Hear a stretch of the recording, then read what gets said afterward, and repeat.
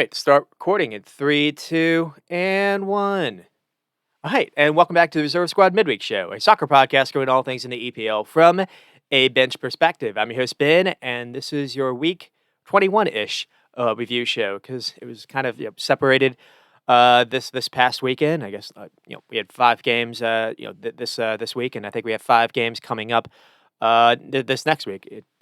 It was like the FA thing for some reason. It was split up a little bit, but that works because we got two really really good games in Newcastle and Man City, and then with the other Manchester team in Manchester United and Tottenham Spurs, and it works out that it was kind of a short week because I could actually I can spend a little time really kind of detailing what happened in both these games as opposed to having to fit everyone in in one episode. That would have been kind of hard to do. So we might because it might even be only 5 games to cover. I might have a little extra time. So what I'm going to, if I have some little time left over, what I'll do is kind of add on. Kind of do like I guess a season review for the teams that I've missed. If you haven't been following for the last couple of episodes, so I'll try to do the promoted teams and maybe the teams that I'm worried a little bit about relegation. Try to hit on those as well because I haven't gotten to that yet. So that said, that's I guess what is lined up for this episode, and we'll get started with Newcastle and Man City. Got started with Bernardo Silva with an insane kind of backheel goal.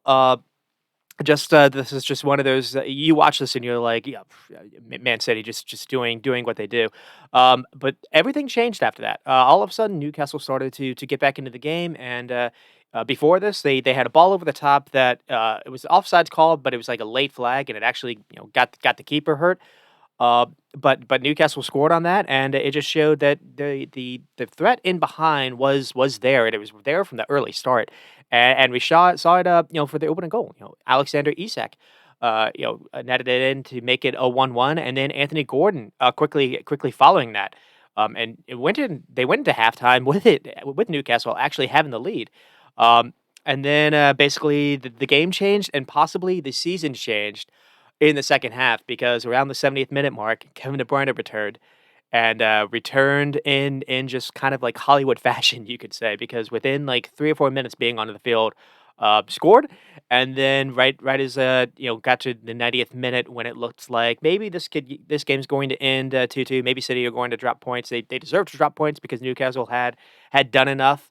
And then De Bruyne just basically unlocked the game from a really deep angle and with a just ridiculous, long ball over the top that picked out Oscar Bob, who had made a run in behind Trippier. Trippier kind of messes up again, and then Oscar Bob just does something a 19-year-old just should not have the wherewithal to do. To basically do a quick touch around to get around the keeper to get the last touch to go to basically dribble it in and.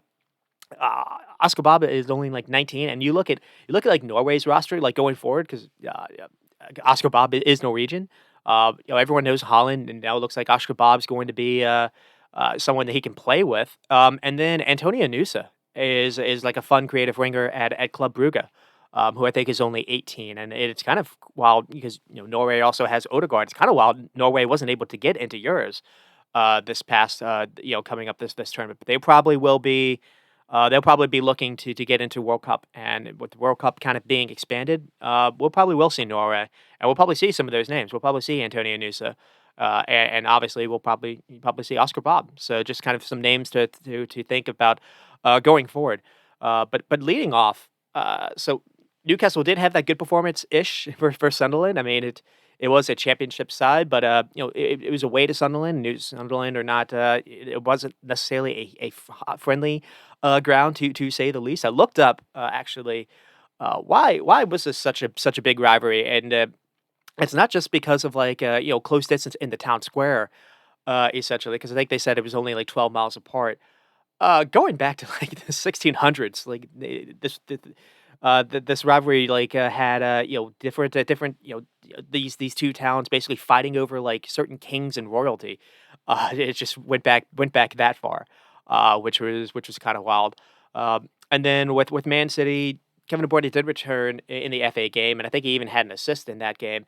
and just everyone just witnessed why it was significant for him to return. And I think there has been a reason. It hasn't just been me. There's been a reason why a lot of pundits have just been kind of circling his return because and you just see how much different he makes them. And this game is a perfect example to show what he is, and basically the best word I can say is game changer. And you see it in this game. He's just a pure playmaker. And when he came on, he's not just like a Bruno Fernandez where he's just a final third kind of player. De Bruyne was going everywhere looking for the ball to help out. And just when you think of how teams have been trying to play City these past few, I guess basically this season, one way that teams have been able to somewhat stifle them a bit, and I say that, kind of, is they've been forcing City to be really, really narrow, and they've been able to be compact to where they force City to go out wide, where City don't really like doing, and then trying to beat you that way. And here, Kevin De Bruyne has just with his little movement, he's able to actually find a way to get the ball in the middle of the field in the most like optimal scoring situation possible. And only really I think scores that second goal because of what he does. He basically, I think he intentionally hits the ball in between the legs of the defender. Uh, because even when he gets it, I mean, there are a couple players in front of him, but he still has a lot to do, and that's just kind of player he is. And he can pick anyone out as well. I mean, we didn't necessarily see it here, but he's got one of the best crosses on him as well. And you just imagine when Holland returns. When Holland's been making run after run this entire season, and City haven't really been looking to play him in. De Bruyne will, and so you'll when Holland returns, his goals will go up again, even though he still had 14 goals, through I guess 20 games. So that's just kind of setting this up, and the another thing about this game at least was Newcastle versus City have started to be a pretty good contest. I remember I think it was like the first or third game of last season. It was away to Newcastle, and that I think it was like a 3-3 kind of game, and that was the one when like Saint Maxian and Callum Wilson just kind of went to town on Kyle Walker, and that was maybe a game changing game for Pep and Man City because after that you saw him really experimenting on ways to stop teams being able to transition on them, and basically it seemed the idea was to almost do like a 3-2-2 three shape, or even a like a three, almost I guess a 3-2, almost like a four in midfield, kind of box shape with like Holland. But you're able to do that because you had someone like John Stones, and Pep hasn't had John Stones this entire year, and it hasn't really worked out. You also, I think, you've started to see. Uh, Basically, I don't say necessarily the decline, but maybe I guess decline would be the word to Kyle Walker's game, and I think he's starting to show signs just a little bit of aging. And I think teams maybe have fancied themselves versus him in a way that they just haven't in the past. And I don't think it's a coincidence that Kyle Walker didn't start in the Champions League final. It was actually John Stones played it right back. And there was a lot of talk that Pep was trying to sell him to Bayern in the summer, and instead they've kept him. And Kyle Walker actually has the assist even for Bernardo Silva's goal, but Anthony Gordon was able to take thought he could take him on and fancied himself, and Alexander Isak did as well, and so that is starting to show up a little bit. Kyle Walker hasn't necessarily been able to offer himself offensively either. I mentioned how teams have liked City to go out wide and get some crosses in. Walker hasn't been able to necessarily deliver on that this year like he had in the past. So I think that's kind of a story that has started to show up too. And then the other one was Oscar Bob has quietly started to have a few really good, decent cameos, even before this. I think I remember saying something about him for what he did in the FA game last week. So there you go. It was kind of just everything was kind of feeding a little bit to this, and we finally got it. And so let's see. Oh, also, the other storyline is these basically the two state clubs. You have the Qatari fund, City group, and then you have the PIF fund of the Saudi group, and so you wonder if going forward if this is going to be kind of the new rivalry, essentially. But Newcastle have a little bit of a ways to go, and you see that here. Also, financial fair play is affecting Newcastle spending, even though they have the richest owners in the world, which I thought is interesting. And I'm going to talk a little bit about financial fair play later on because I don't think people realize what it actually is designed and built to do. You want the idea of fairness, but what it's done is it's almost like a built-in advantage for already established clubs, and a lot of clubs rely on that prestige to make more money and sell more merchandise and have greater fanfare. Uh, Profits coming in from all across the world, where someone like Newcastle hasn't necessarily been as visible in the since until as big of a club as they are, they haven't been as visible to the outside world until let's say they got these new owners, and they're apparently restricted on what they can spend because of what they put in the last 3 or 4 financial quarters, or I guess years. And that to me is surprising. So financial fair play allows Chelsea to spend $1 billion essentially, and it doesn't really affect them at least yet. It looks like they are actually having to sell a couple players now to make those books at least somewhat look right. But it hasn't gone after City. It's something like 100 infractions that City have been found or at least alleged to have violated, but there's been no rulings, nothing proceeded, at least as far as that. And it broke yesterday that it looks like there's going to be a financial hearing for Everton and Nottingham Forest. And I remember a couple, I guess, last season, one of the reasons why. So Crystal Palace have been under this restriction for a couple of years, and they've been scraping by just to survive in the league. Uh, it affected Wolves, and it was affecting Leicester. Leicester weren't able to spend, even though they were in a relegation fight, because they had a big spending the summer before when a lot of those signings kind of backfired or got injured, and so financial fair play isn't necessarily fair at all if it's just designed to prevent new clubs from coming in, regardless of the ownership, from being able to I guess break. I won't say the hierarchy, but break what's already break whatever is established. I guess hierarchy would be a good word for it. So I'm kind of I've changed my mind a little bit on what my views on financial fair play. So, anyways, and Newcastle are a good example of that. They have the richest owners as possible, and just by them buying Sandro Tonali and having to do the wage structure that to make that work, uh, they've been restricted to what they can spend now.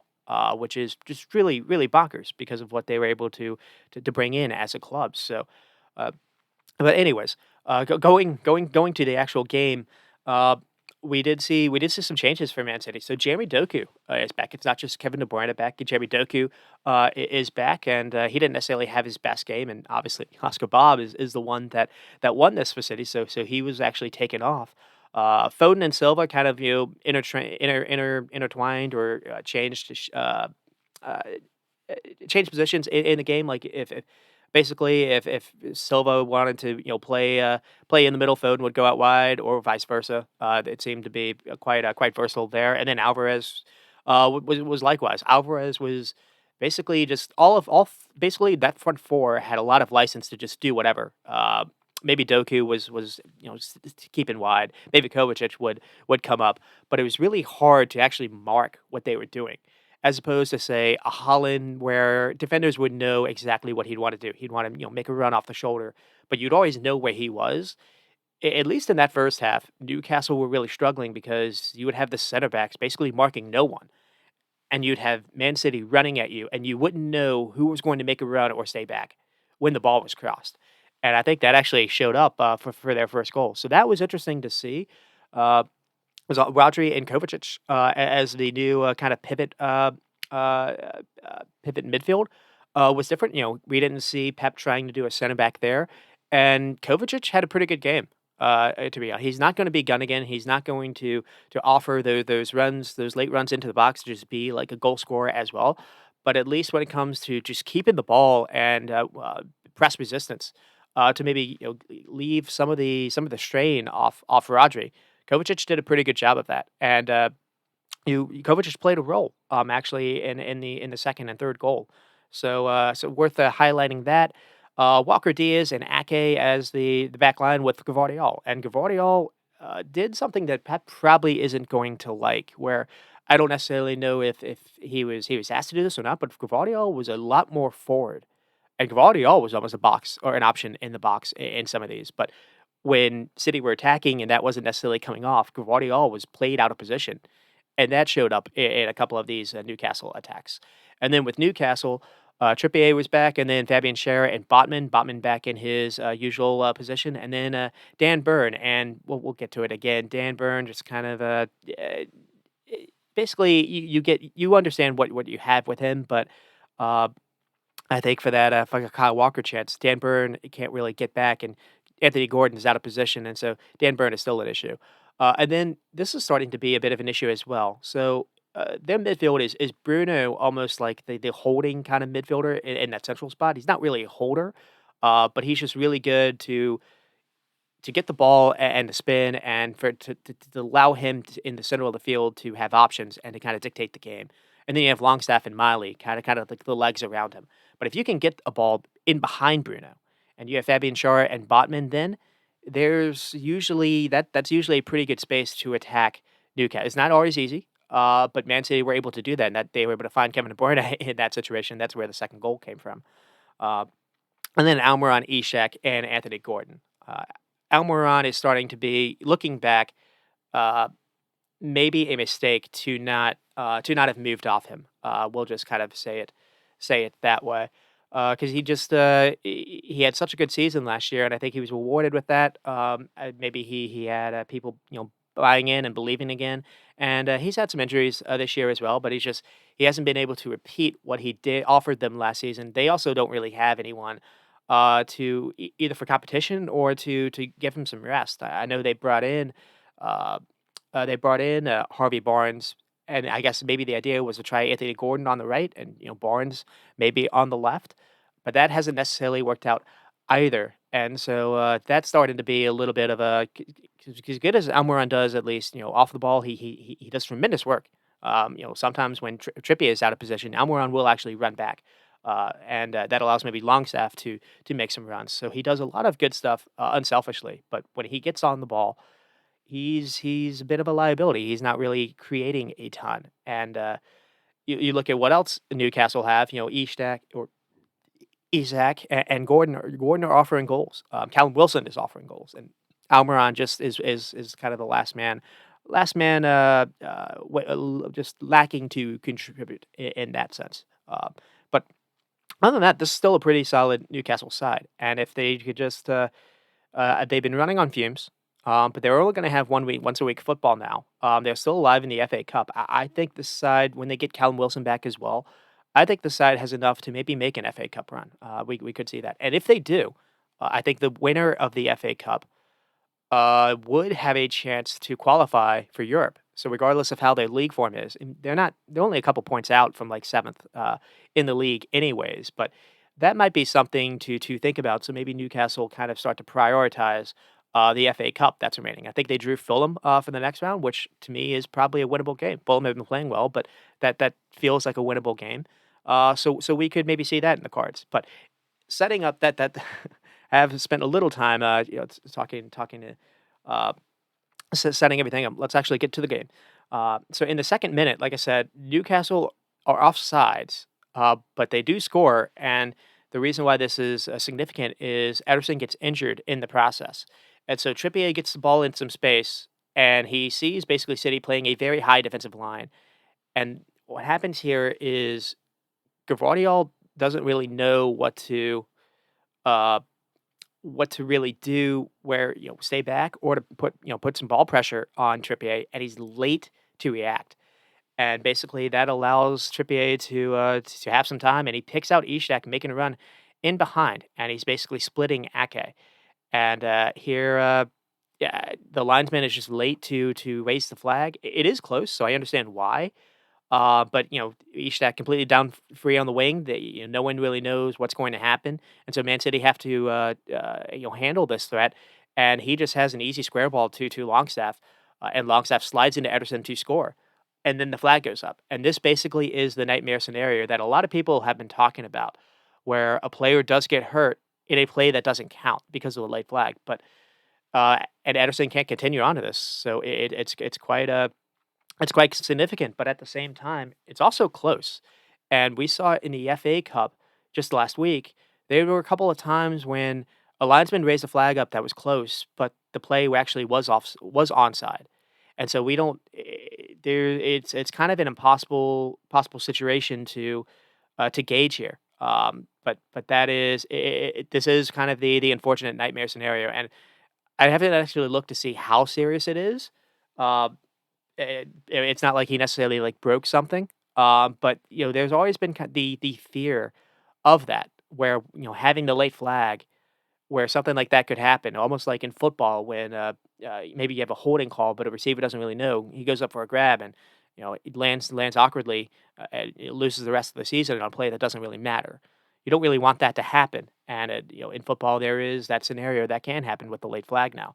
Um Ederson does try to stay on, but he has to come off because after a few minutes later, Newcastle basically press him into a massive disaster. He's just unable to boot the ball away. He basically hits it into a player.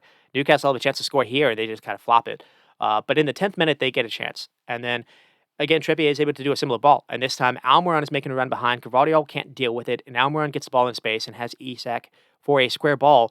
But Ake is at least here able to recover and defend it. And then we have a Man City chance in the 18th minute. Kovacic gets the touch wrong, but he does everything else well here. City breakaway. Rodri plays a great angled ball on the ground for Jeremy Doku to run onto. And then City have all these players catching up to Doku. And Newcastle don't know who to mark. And Doku has a really good ball to Kovacic to pick him out, but his first touch fails him. Anything else, it's probably a goal, but it is a warning sign. And then Man City do score a couple minutes later with Bernardo Silva. And this is a brilliant goal, but it's not without controversy. And it looks like Newcastle have another counterattack on. Gordon looks to maybe have the beat on Ruben Diaz, but Diaz puts an arm out and basically both right out of bounds, and Diaz kind of falls on Gordon. And no call is given. I think there's even like a throw in. So Man City get the ball quickly back. Gordon is shaken up, and he can't recover in time. And so basically, what happens is Man City have the ball, and I think Jeremy Doku eventually gets it, and they were all cluttered, all on one side of the field. And Newcastle have tried to kind of man mark everyone on that side of the field, and because of that, Dan Burn has to shift over to mark someone else, and Kyle Walker is just wide open as can be, and this probably is Anthony Gordon's man, but he's just shaken up. And Doku looks up and he's able to see it, and before they can turn Doku over, Doku's able to play Kyle Walker in behind and just all the space in the world, and then Walker sends in a really good ball from the wing. And Bernardo Silva, one that Bernardo Silva is able to make a run onto and get a little back heel onto to deflect it. The ball's behind Bernardo Silva, but it doesn't matter. Uh, but here, so Dan Burn is falling into a trap of trying. He has to double mark either Bernardo Silva or let's see, let's he can't recover in time. It's Foden. So Dan Burn is confused because he has Bernardo Silva and basically Phil Foden in front of him. And what happens is Foden makes a quick run to go across Sven Botman, and then that basically draws Sven Botman away. And Bernardo Silva then is able to just run in front when the cross happens. No one knows when the cross is going to happen. So the combination of Walker taking the chance and getting the ball in, and basically the number of players making different runs into the box creates enough confusion to create this chance. The cross is a little bit behind, but he's able to improvise. And the only danger, I guess, here for City in this situation is if Walker tries this cross and maybe it doesn't come off, maybe it's blocked, maybe Newcastle able to quickly make a counter because Walker's out of position at that point. But here they were able to find a man and scored. And really, the thing that was noticeable in the first like 20-ish, 23 minutes is Newcastle's back line did not know who to mark. So Alvarez would be dropping, or Foden would be running. Bernardo Silva would be the striker at some point. Uh, and with Holland again, it would be different. Holland will always give center backs trouble, but he'll also center backs will know how to play him. It'll be one of those situations of what I'm going to do. Can you stop it? Whereas this, Sven Botman and Fabian Schär did not know who to mark, and didn't and you have to make decisions just lightning quick, because you never know when someone's going to play a ball into a certain space, and so there's that's where the differences between playing, they call it a false nine, like a fake kind of striker, comes into place. And before City had Holland, Bernardus, when City almost had, almost unplayable, uh, a couple of seasons ago, Bernardo Silva was almost like their main striker. They're the front. They're like false nine essentially. When him and his basically role was to cause enough create chaos where City would then get a ball into the box where they City would always have just someone that would be opened, that would just wouldn't be explainable. It would usually be Gundogan. But that was how Pep and City were playing before they got Holland in, and it looked like they kind of went back a little bit to that with Alvarez and Bernardo Silva, and then they have another chance here with Silva. So a strike basically forces a good save, and it is a decent save by Dubravka, but. Newcastle play their way into trouble. So Alvarez basically forces a turnover in the Newcastle box, and then Bernardo Silva gets the ball 14 yards from goal, and has a crack and forces a decent save. And then there's another Newcastle turnover that basically led to Doku finding Phil Foden, who was able to dribble into the box, and he has a shot. It just goes wide. And then Burn basically slipped a couple minutes later, allowing Alvarez to have a similar shot. But it's on target, but save. But again, it looked like Newcastle were about to be boat raced, and all of a sudden they score. And right when it looked like it could maybe be a blowout, City get a little greedy and get caught. And so Gvardiol is trying a pass that is fairly risky, and to Nathan Ake. Nathan Ake is Man City's center back, and he's in the Newcastle penalty area. And Fabian Schär decides he's seen enough of this, precision passing where City just are kind of dictating everything, and he decides to be physical. And he reads the Gvardiol pass, he intercepts it, and then he is strong enough in the challenge to keep the ball after that. And then finds Bruno on the ball, and then Bruno kind of in that central, playmaker middle of the field, sees Ishak making a run in behind, and he just one times it over everyone. Has a little weight, has a little lift on the ball, and that creates a little spin. And basically floats it where the ball when the ball lands, it's soft, and Isak is able to just run onto it. And then from there, he's able to make a cut and basically tells City's Ortega, City's backup keeper, to pick the ball out of the net with a wonderful curling finish, top of the box from the left side. And so we mentioned the runs and movement that created the City goal. And here, I think Almiron is the furthest man upfield, and he is sprinting. And so when Fabian Schär has the ball, that little run by Almiron drags four City defenders, Ruben Diaz and Kyle Walker, to kind of leave their space to follow him because they think he's the threat. And when Fabian Schär basically passes it to Bruno, and Bruno sees that Ishak actually can make a run, complete free it up, that's the option that he goes. So it's a pretty good move by Almiron here. It's also good by Newcastle to work this around really quickly. But number two is when Isak gets on the ball, there's still Kyle Walker there in position to maybe make a defense, and he's laying off. And why is he so hesitant to actually get tight on Isak? It's not just because he's worried about Isak, beating him 1v1, but Anthony Gordon catches up, and what he does is he makes an overlap to run behind Isak, and Kyle Walker has to respect that because if he doesn't, Anthony Gordon is in easily. So that's basically what happens. Anthony Gordon's run created this goal too. I mean, it still required or at least created a shot-creating action, and it still required an amazing finish. But that is just kind of the why this goal came across. And then Anthony Gordon, had that great run to create that first goal, and here he's the one that actually puts it away.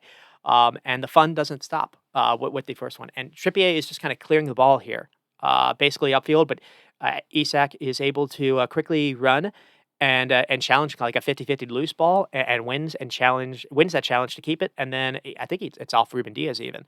Uh, and Byrne is able to then run into a loose ball. So good job by Dan Byrne here, and plays an upfield pass to Anthony Gordon making a run. And then on this, here I think you can go with Kyle Walker because he's not. I don't think he's respecting Gordon here.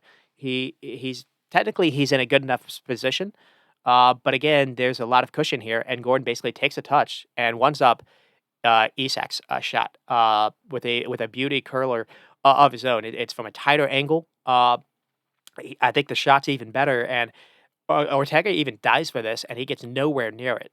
This is a really good shot by Gordon, and Gordon again is one of those that he's really impressing. Not just with his runs and work rate, but also he makes good decisions when he gets into the final third.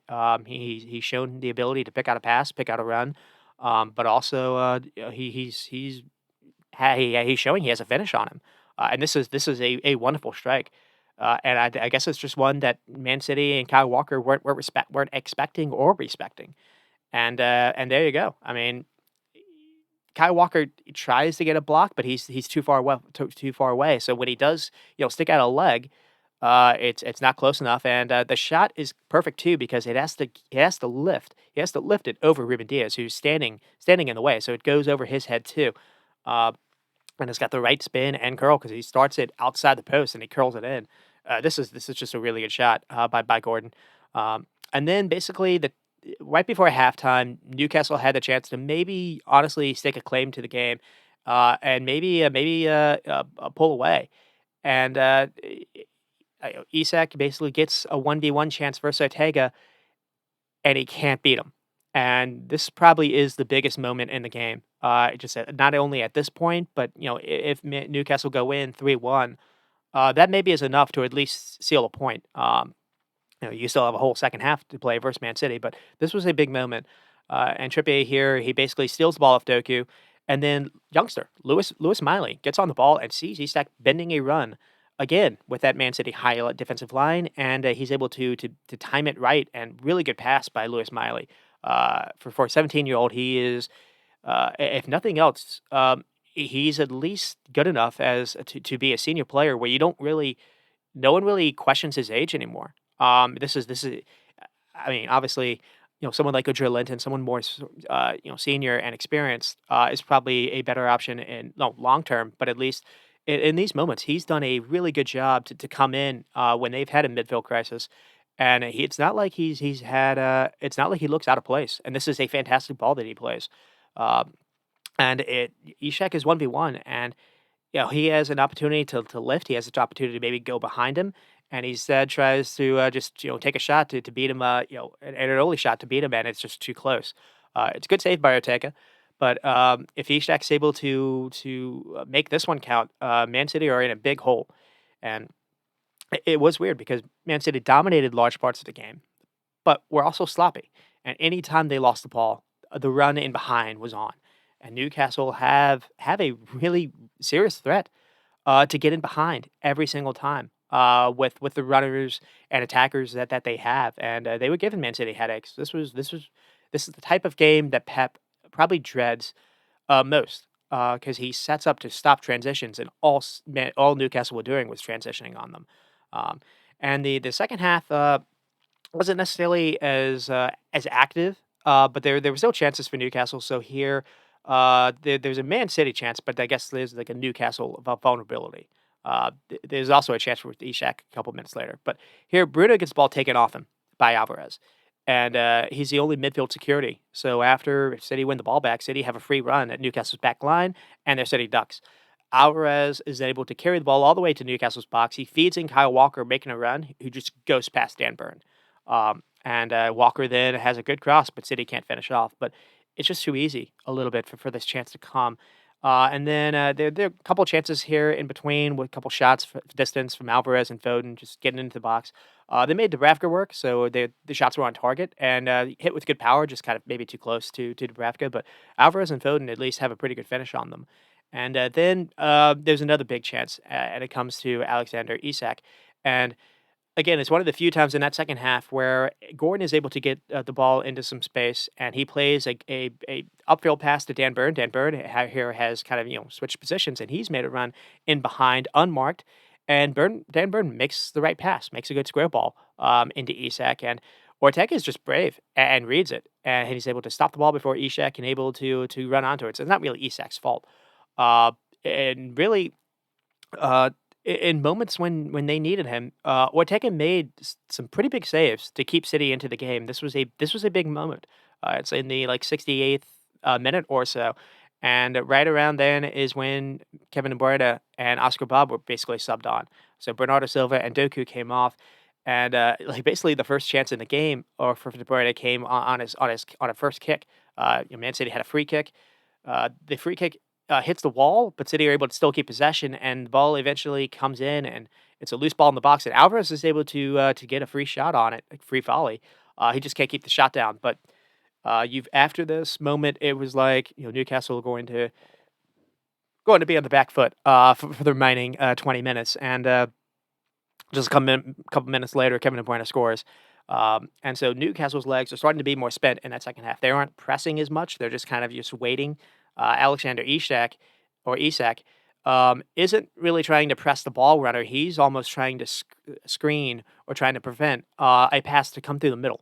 So Newcastle almost playing with just a very a block, I guess you could say, a block of like five in that front line to deny any kind of pass in between in the midfield.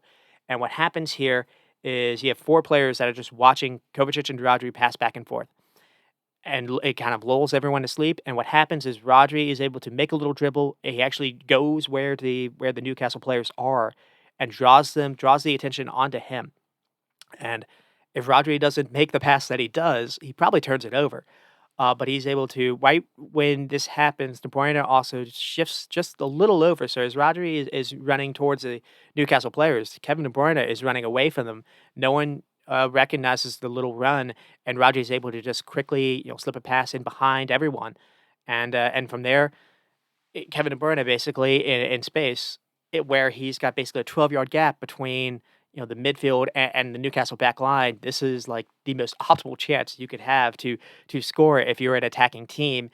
And then he basically he announces himself back in like a movie like fashion.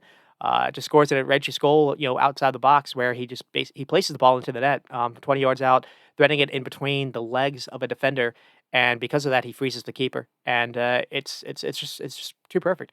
The ball that Rodri has though creates this, so it's really good play by Rodri as well. And again, it's just this is unfortunate. It's someone like Bernardo Silva in that situation, or even a Phil Foden.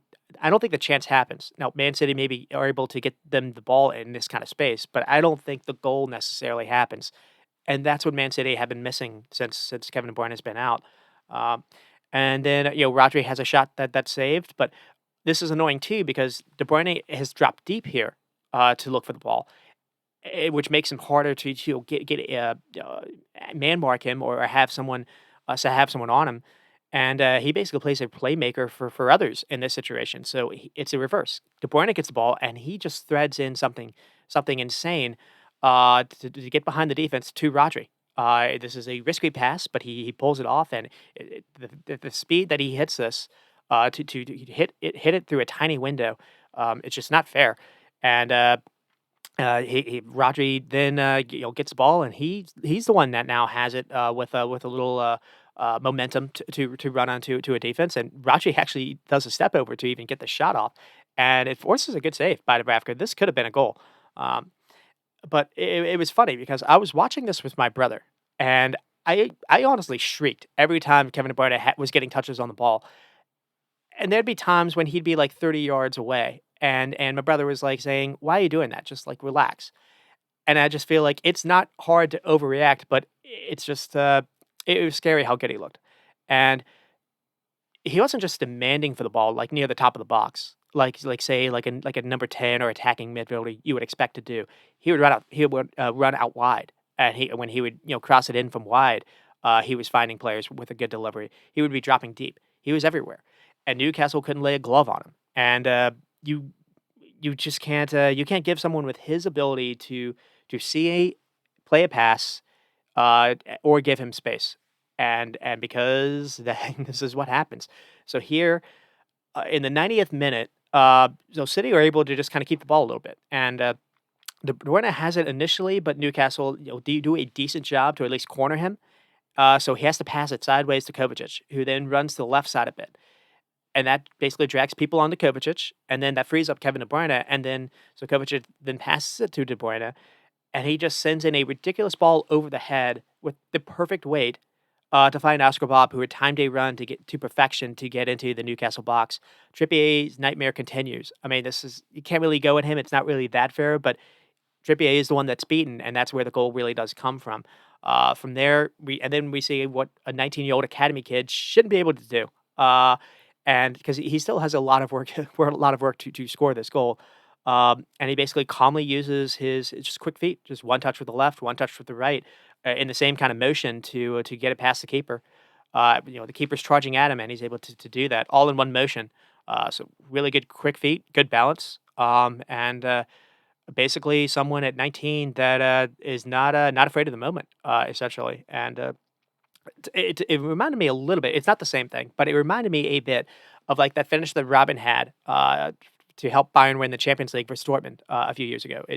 It's not the same because Robin basically did that kind of cut and finish with the same foot, so it wasn't using two, but just kind of the quickness that he was able to do it reminded me a little bit of that.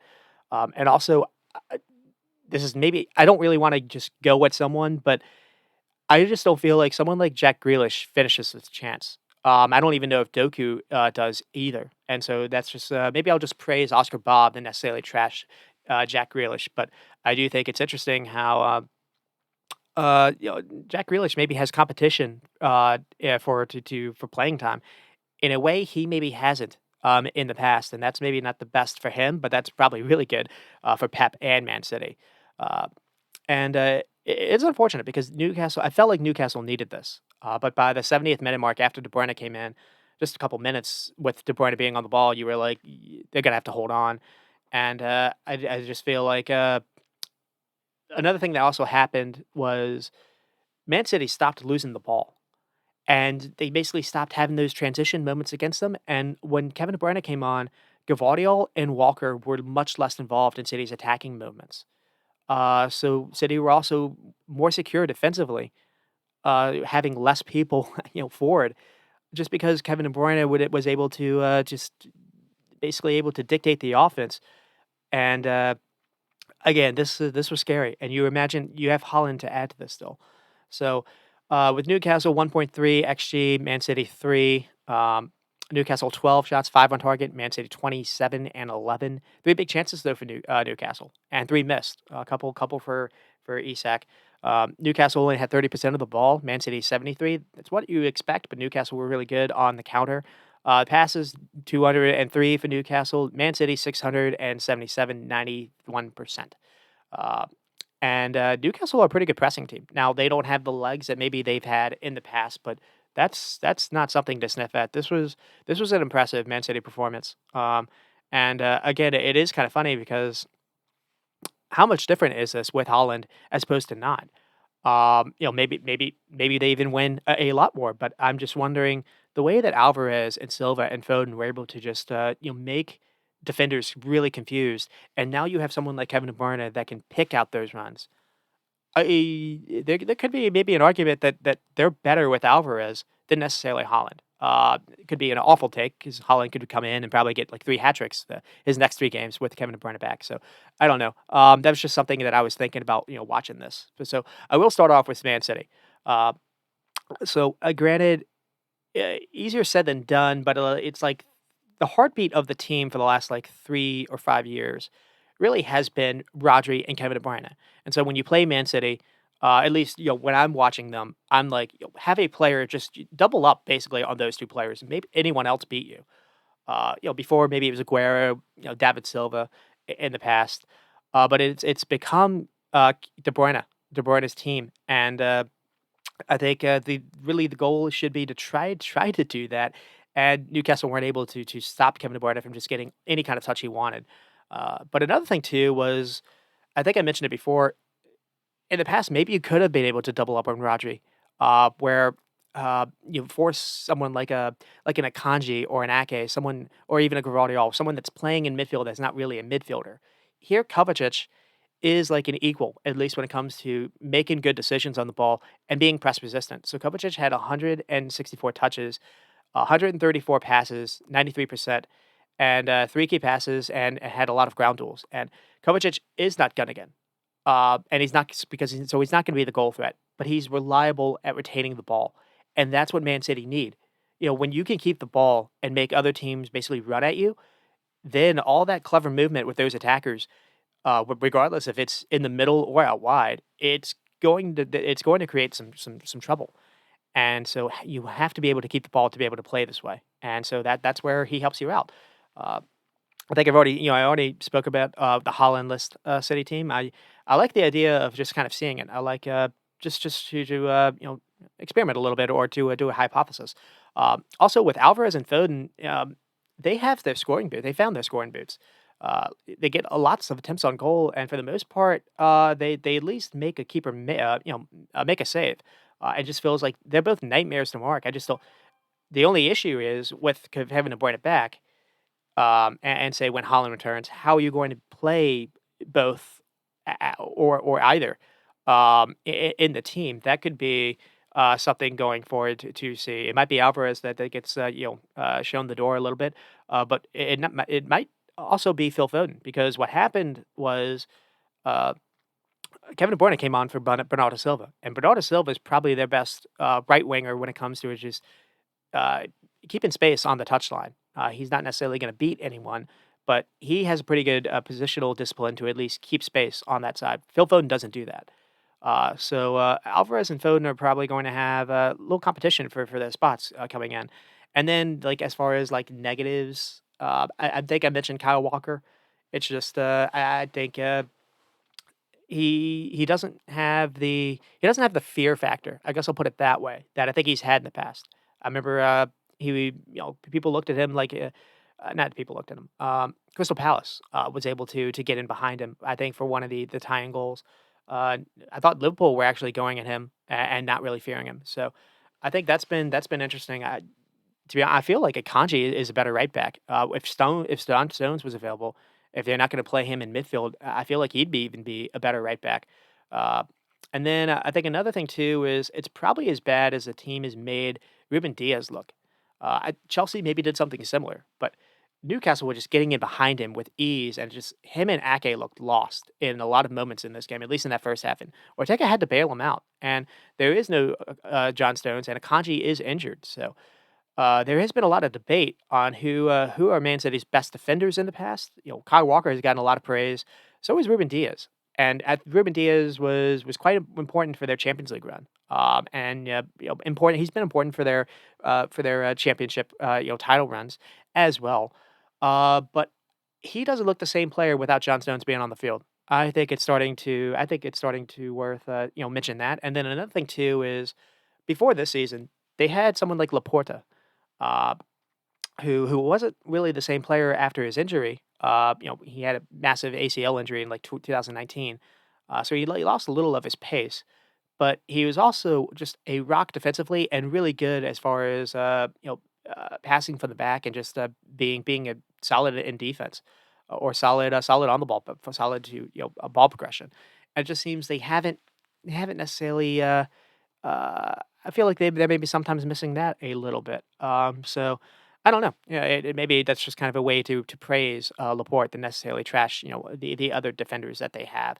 Another thing too is Ake at center back. I straight up I think he's a better as a fullback. There've been a couple of times when he's really locked defenders up on the wing. I feel like he could maybe be got at center back at times. And then another thing too is Gvardiol just hasn't really worked out so far this year the way that maybe people were expecting. So, I mean, that said, City still are in a prime position to make a run in Champions League and also make a pretty good run at the league title. So because you have someone like Kevin De Bruyne back, and one last thing to say about him is it is annoying because there has been a lot of people that have been saying, "Well, that's it. The title race is over." Dot, dot, dot. And it's hard for me not to agree. So there is a Pep quote after the game that I like and appreciate. But you also get a sense of how Pep's thinking, and you maybe what else? I'll say something after that too. So basically, he says once you get into the final third, It's not about tactics necessarily. It's about being able to execute. So either a pass, a run, dribble, shot. You need talented players to do that, and sometimes just talented players to do talented, great things. And Kevin De Bruyne really is like the ultimate in that respect. On script, off script. Off script is where it really matters. And you look back at who has Pep Guardiola had in the past. He's had Messi. At Bayern Munich, he had Lewandowski. He had other players there, uh, and it is interesting how sometimes when Pep hasn't necessarily had, when they've been lacking, missing Kevin De Bruyne in some of these games, where sometimes they've uh, maybe lost in like a Champions League group stage or not group stage, knockout round where they probably shouldn't have. It is interesting to hear him basically admit that sometimes he just needs talented players to do talented things, and when they don't, they don't. I like the honesty, but I just think seeing that was interesting. Uh, I mean, I'm not necessarily going at Pep. I just thought that was interesting. Also, there's all this nonsense nowadays on people look at tactics as like the be all end all, especially on Twitter. You have taquitos, they call them, and sometimes it really is about that. I can't necessarily disagree. Sometimes when you can't necessarily sometimes when you have all of the game basically won as far as dominating the game, and you just can't get that goal. My thought is just get crosses in where you have a lot of towers to basically uh, bother center backs and try to get onto a loose ball. So that's not really a tactics thing either. And sometimes you either need a really good delivery or you just need someone to get onto a loose ball and finish. So I think there is a lot of truth to what he said. But with Kevin De Bruyne, just like the cameo shows off, he can play anywhere on the field, just maybe not defensively. But in possession, he can drop into a six. He drop that deep roll. He can go over the top with that ball over the top. He can go outside, send in really good delivery. He's got one of the best crosses in the game. But in this game, he was threading in just really quick, like firing in short 6 to 8 yard, maybe 10 yard passes into tiny windows to find feet. And he's always looking to advance the ball and create chances. And he is a nightmare for opponents. And frankly, I think his injury record has robbed him of all-timer status. Now, I think he's still gonna be argued that, but I mean, like truly, like when you think of like I don't know, like a team of the last two decades, he should be at least a midfielder in that team. But I think he's already a top five EPL player in my opinion. And maybe I am a victim of recency bias, but they haven't been five players offensively gifted on the ball as him, I think. And I think he's helped redefine the role of what an attacking midfielder is, because people see what Bruno does, and Kevin De Bruyne doesn't make you as liable as Bruno. And then another thing too is just no one creates chances as high a clip as he just does. He also has a strike on the ball as good as anyone else in the world. Um, and he had one season where he had 20 assists, and I think he was trying to do 2020. I think he's tied with Henri for that.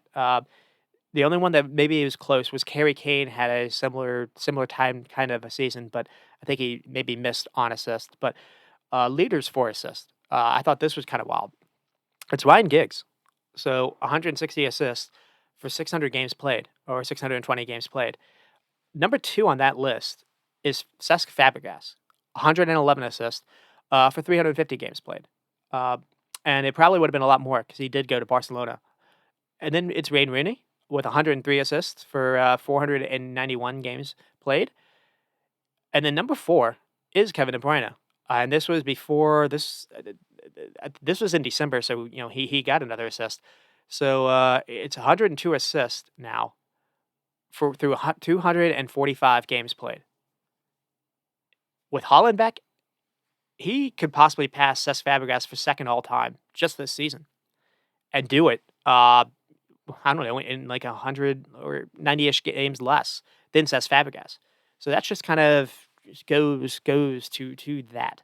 Uh, and then the other thing to say is how much different is this going to be with Holland back? I think I already kind of mentioned that a little bit. Um, And then the other thing too is it does feel that City are going to be able to do another run with Kevin De Bruyne back in, where maybe they don't lose till like April or March. Liverpool are going to be without Salah and Trent Alexander-Arnold for a month, and just with no difference in the squad other than putting De Bruyne on the field. Just everyone just looked more creative. It allows the fullbacks to stay back defensively. And again, those mini runs that Bernardo, Alvarez, and Foden, whoever will make, will be found now. And when Holland comes, they'll be found too. So the only thing here is defensively, can they be got? That's the only thing. So I don't know.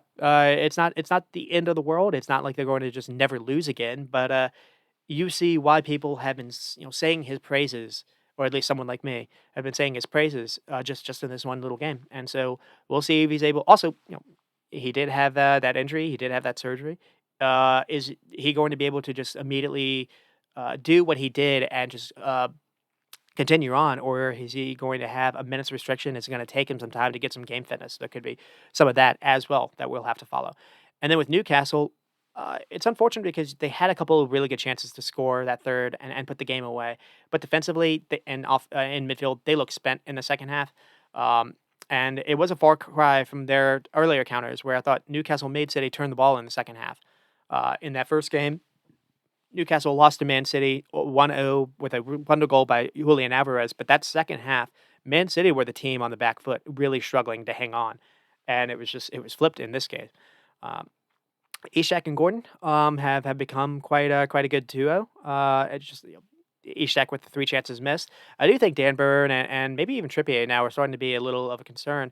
Trippier had so many good balls over the top that you can't really go at him necessarily, but defensively, I think teams are starting to maybe fancy themselves a little bit, where maybe it's just been a case of recency bias and just a case of Trippier having a lot of, I guess, marquee, memorable mistakes. But it's another case where a goal is scored, basically a team beating them, and so that's not necessarily great. Uh, I do think down improving Almiron was a mistake. Harvey Barnes has been hurt, so that's kind of unfortunate. But someone like Mo Kudus was available in the summer. Someone like Musa Diaby was available in the summer, and they went for Harvey Barnes instead. Uh, or even like a Matt. I don't know if necessarily Madison would have worked, but I just think that's been maybe something to think about. And then Bruno is not really a DM or holder. I think he can get played out of position, and if you can get behind him, it's easy straight. I also think Bruno works better more advanced, and I get the idea you were trying to bring Tonali in to maybe kind of interchange a little bit to take the little bit of the pressure off him, where Bruno isn't just the only guy that when Newcastle trying to pass from the back, it's not like you can pass the ball to Lewis Miley and where he can when he has someone on his shoulder, he can get the ball turn and find feet. Longstaff isn't really that kind of player either, and so I think Man City knew that you could try to just put a couple people on Bruno and make other people try to progress the ball. So Newcastle do have that issue. Tonali would have helped with that, and that's the reason why they brought him in. I was watching Nottingham Forest yesterday, and a player really stood out as far as like a number six that I feel like maybe he's available. I don't necessarily know if Newcastle can do it, but I've seen a lot of people like kind of trashing the number six kind of role. But the way because whether or not you have someone that can is really good at challenging and winning duels. That's what like Wilfred Ndidi was really good at. But it's hard to find someone that's good at that, but also not a liability on the ball, but also someone that's going to stay in place and not necessarily run upfield and leave that space. What I saw from Oriol Mangala do yesterday was really impressive, and I feel like he would fit in this kind of team. I think I mentioned Conor Gallagher is a different kind of player, but Conor Gallagher would offer some energy. I know he's going to be available. He wouldn't necessarily help when it comes to the DM and holder position, but uh, it does feel Newcastle are a little light in midfield, and so are they, or is that just kind of an issue where they're missing Joe Willock? Joe Willock can maybe come in, missing Joe Linton. Um, when they get them back, will some of this change a little bit? And then Dubravka is not why they're losing games, but I do wonder if maybe Nick Pope would have saved a couple of these instead. Maybe not necessarily this game, but in some of these losses. Because Newcastle have a lot of losses for the last going back to like the early December. You got that win versus uh, Sunderland to keep you in the FA game, but before that, I think you had like 6 losses or 7 out of 8, and it's another loss here. And I think they turn around and play Aston Villa, a pretty hot Aston Villa team. So rough time for Eddie Howe and Newcastle, where here you played well enough to at least get a point, but you also in the second half you were spent, and that's kind of been a bit of a theme. And then Barbecue Kamar on Aston Villa would be another really good number 6, but everyone's going to try to go after him, so that's why I mentioned Ramalu. Mangala. Um, and Newcastle are kind of hurt right now with financial fair play, and there's been talk that it's because of Tonali, which is like weird because it was only one signing. I mean, they signed Harvey Barnes for 60 million or 40 million too. But they sold a couple players too. They sold Alan St. Maxian. I don't necessarily know how much. And they brought in like Lewis. I think Lewis Gordon. But I think he was on loan. Maybe they bought Livramento. So I've just been kind of surprised. It's not like they necessarily spent a ton this past winter. And they did spend like 250 net after the takeover. So maybe that's kind of been a little bit why. They spent 20 million on like Chris Wood, and they basically did that to troll Burnley. But they didn't spend a lot of money. Like Isak was maybe 70 million. They brought in Anthony Gordon. I think he was 45, 50 million. It's not, Sven Botman was brought in. Nick Pope, I think, was money. So they've spent well, but they have spent a lot. It's not like they haven't spent a lot. So maybe there is some of that as well. I just think it's weird how it's preventing them from being able to do what Chelsea and Man City are doing, but at the same time, financial fair play is going after Wolves and Leicester, and now Everton, Forest, and Nottingham Forest, while allowing Chelsea and City to do what they're doing. So I don't necessarily need to do that rant again. And then we'll move on to Man United and Tottenham and see how we're doing for time. Probably, I wanted to spend some time on that, and I did. I spent a lot of time on that. And this game was fun too. You got started with Hoyland scoring a goal that just did not make sense in like the third minute of the game, and you're like, okay, this is going to be a little bit different than what I was expecting. And then Richarlison scored off a corner kick to make it 1-1, and then Rashford got a quick one. So we went in with it being 2-1. Didn't feel like a 2-1 kind of game. Didn't feel like Man United even had control of the game. But that's sometimes been a way for them to eke out some points. And then within like 30 seconds in the second half, Betancourt equalized. And the only thing that's after saying that is there wasn't another goal. Um, but this was quite interesting. Um, Encouraging for Man United to at least get Rashford going again, and Hoyland. A couple goals now for Hoyland. At the last 2 games he's been played at Old Trafford because he uh, scored versus Aston Villa to get his EPL season going, and had a wonderful finish here. But the only thing here is that was really his only touch, and in the box, or maybe maybe he assisted Rashford for the second. He didn't have a shot after that, and this happened in the third minute. So they're still not really able to look for him. So some positives, but that's pretty serious negative. And then with Tottenham, you looked you looked at who they lined up with in just like to start the game, like the starting lineup. It was Højbjerg. I mean, Betancourt is world class, but it was Højbjerg and Oliver Skip, the midfield three, Brennan Johnson, and then Timo Werner. So Werner, got his debut.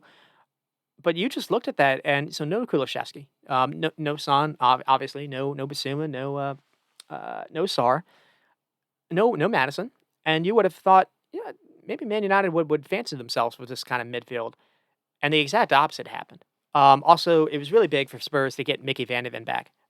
He was suffering with cramps, late in the game, but for the most part, able to play through like 85 minutes or so. Romero was able to play with him, so you had that partnership back, and they've basically announced. Even we saw a debut from Dragic. So Spurs are starting to reload a little bit here, and maybe they can have a chance to still do a little bit of a title push. Uh, and it's another talent from Serie A. I think it says Genoa.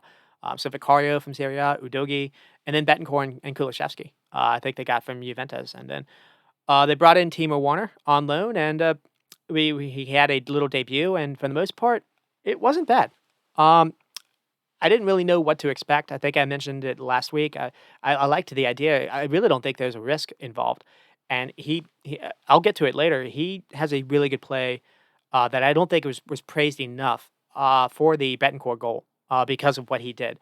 But he also had a couple moments when he did make some good runs in behind, and uh, he just got the finish all wrong. And that's what people remember when he was at Chelsea, just not being able to have that the space in between his head to not rush his finishes. Uh, that said, it looks like he was doing better when in Germany, and they mentioned how he hadn't played for, like, 2 months. I'm gonna put this down to rust than necessarily him still being erratic and being kind of, I don't say schizophrenic, but being a little scared of the moment because it looked like he had improved on that going back to Germany. And so, I do think that it could maybe take some time. I do think it'll be interesting to see what Pochettino is able to do because Rich Richarlison had that issue too, if you guys don't remember. Rich Richarlison, made that move to Spurs. Everyone was, like, making fun because he, like, went almost a whole year without scoring a goal at their stadium, and all of a sudden you turn around and he's got 6 goals for his last 6 games, for Tottenham.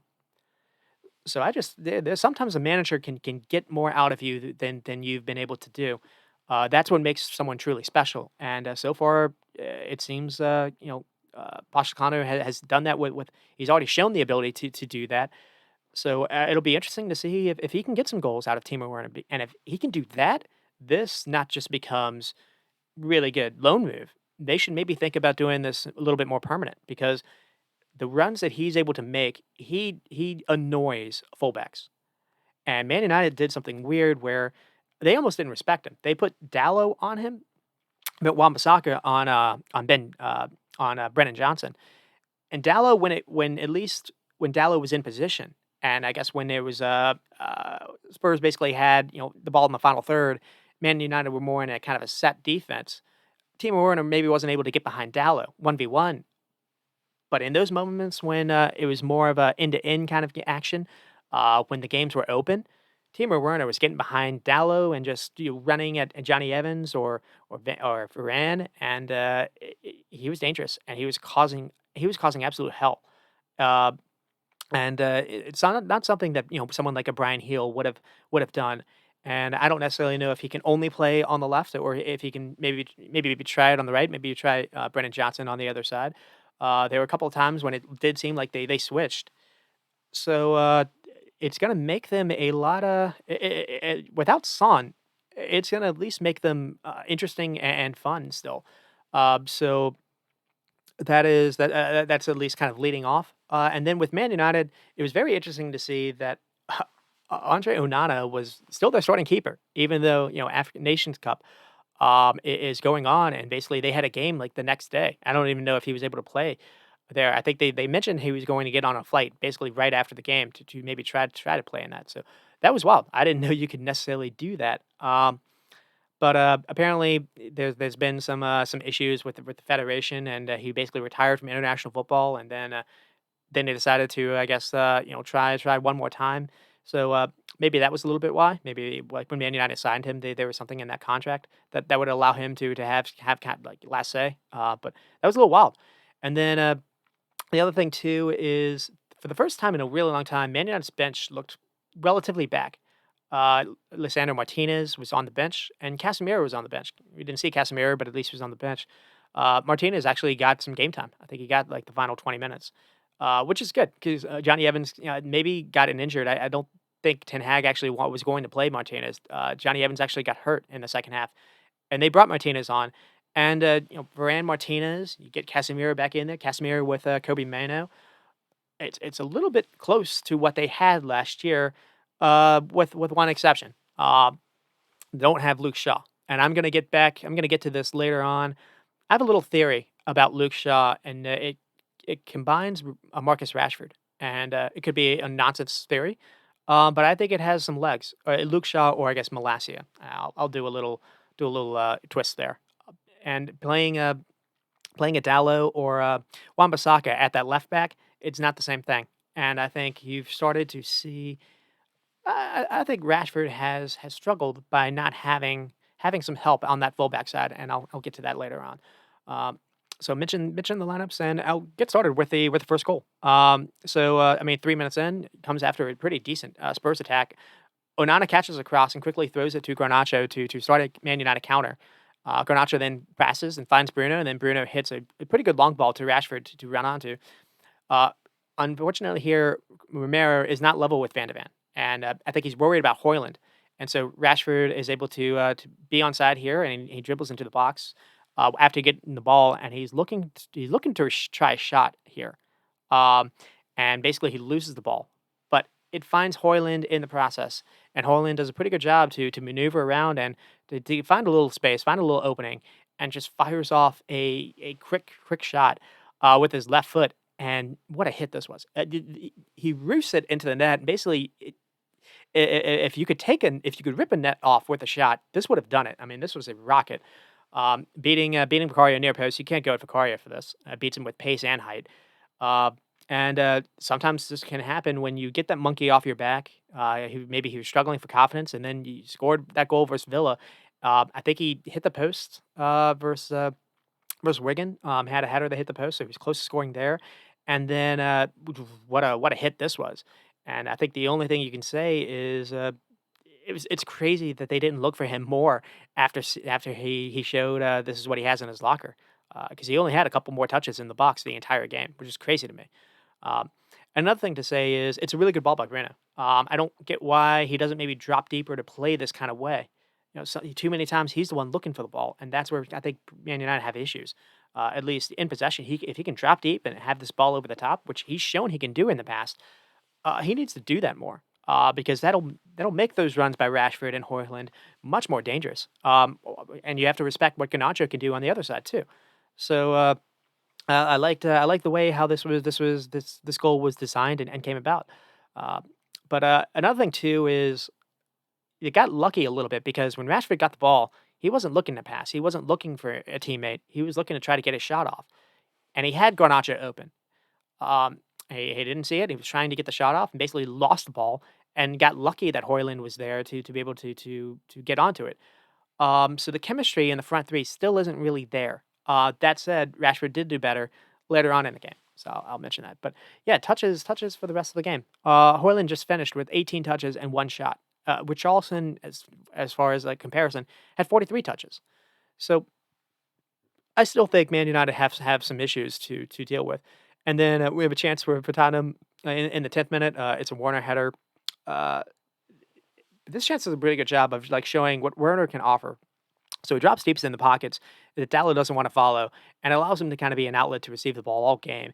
And Dallo basically he played on the right, on Wan-Bissaka on the left, like I mentioned, which was interesting. And there were a couple times when I think Garnacho was open for a switch ball, and Wan-Bissaka just couldn't really hit it. So that's where I think it kind of maybe backfired. Though Wan-Bissaka did a good job defensively on Brennan Johnson. But this chance is too easy, and Werner just gets the ball. He has an easy pass to Richarlison.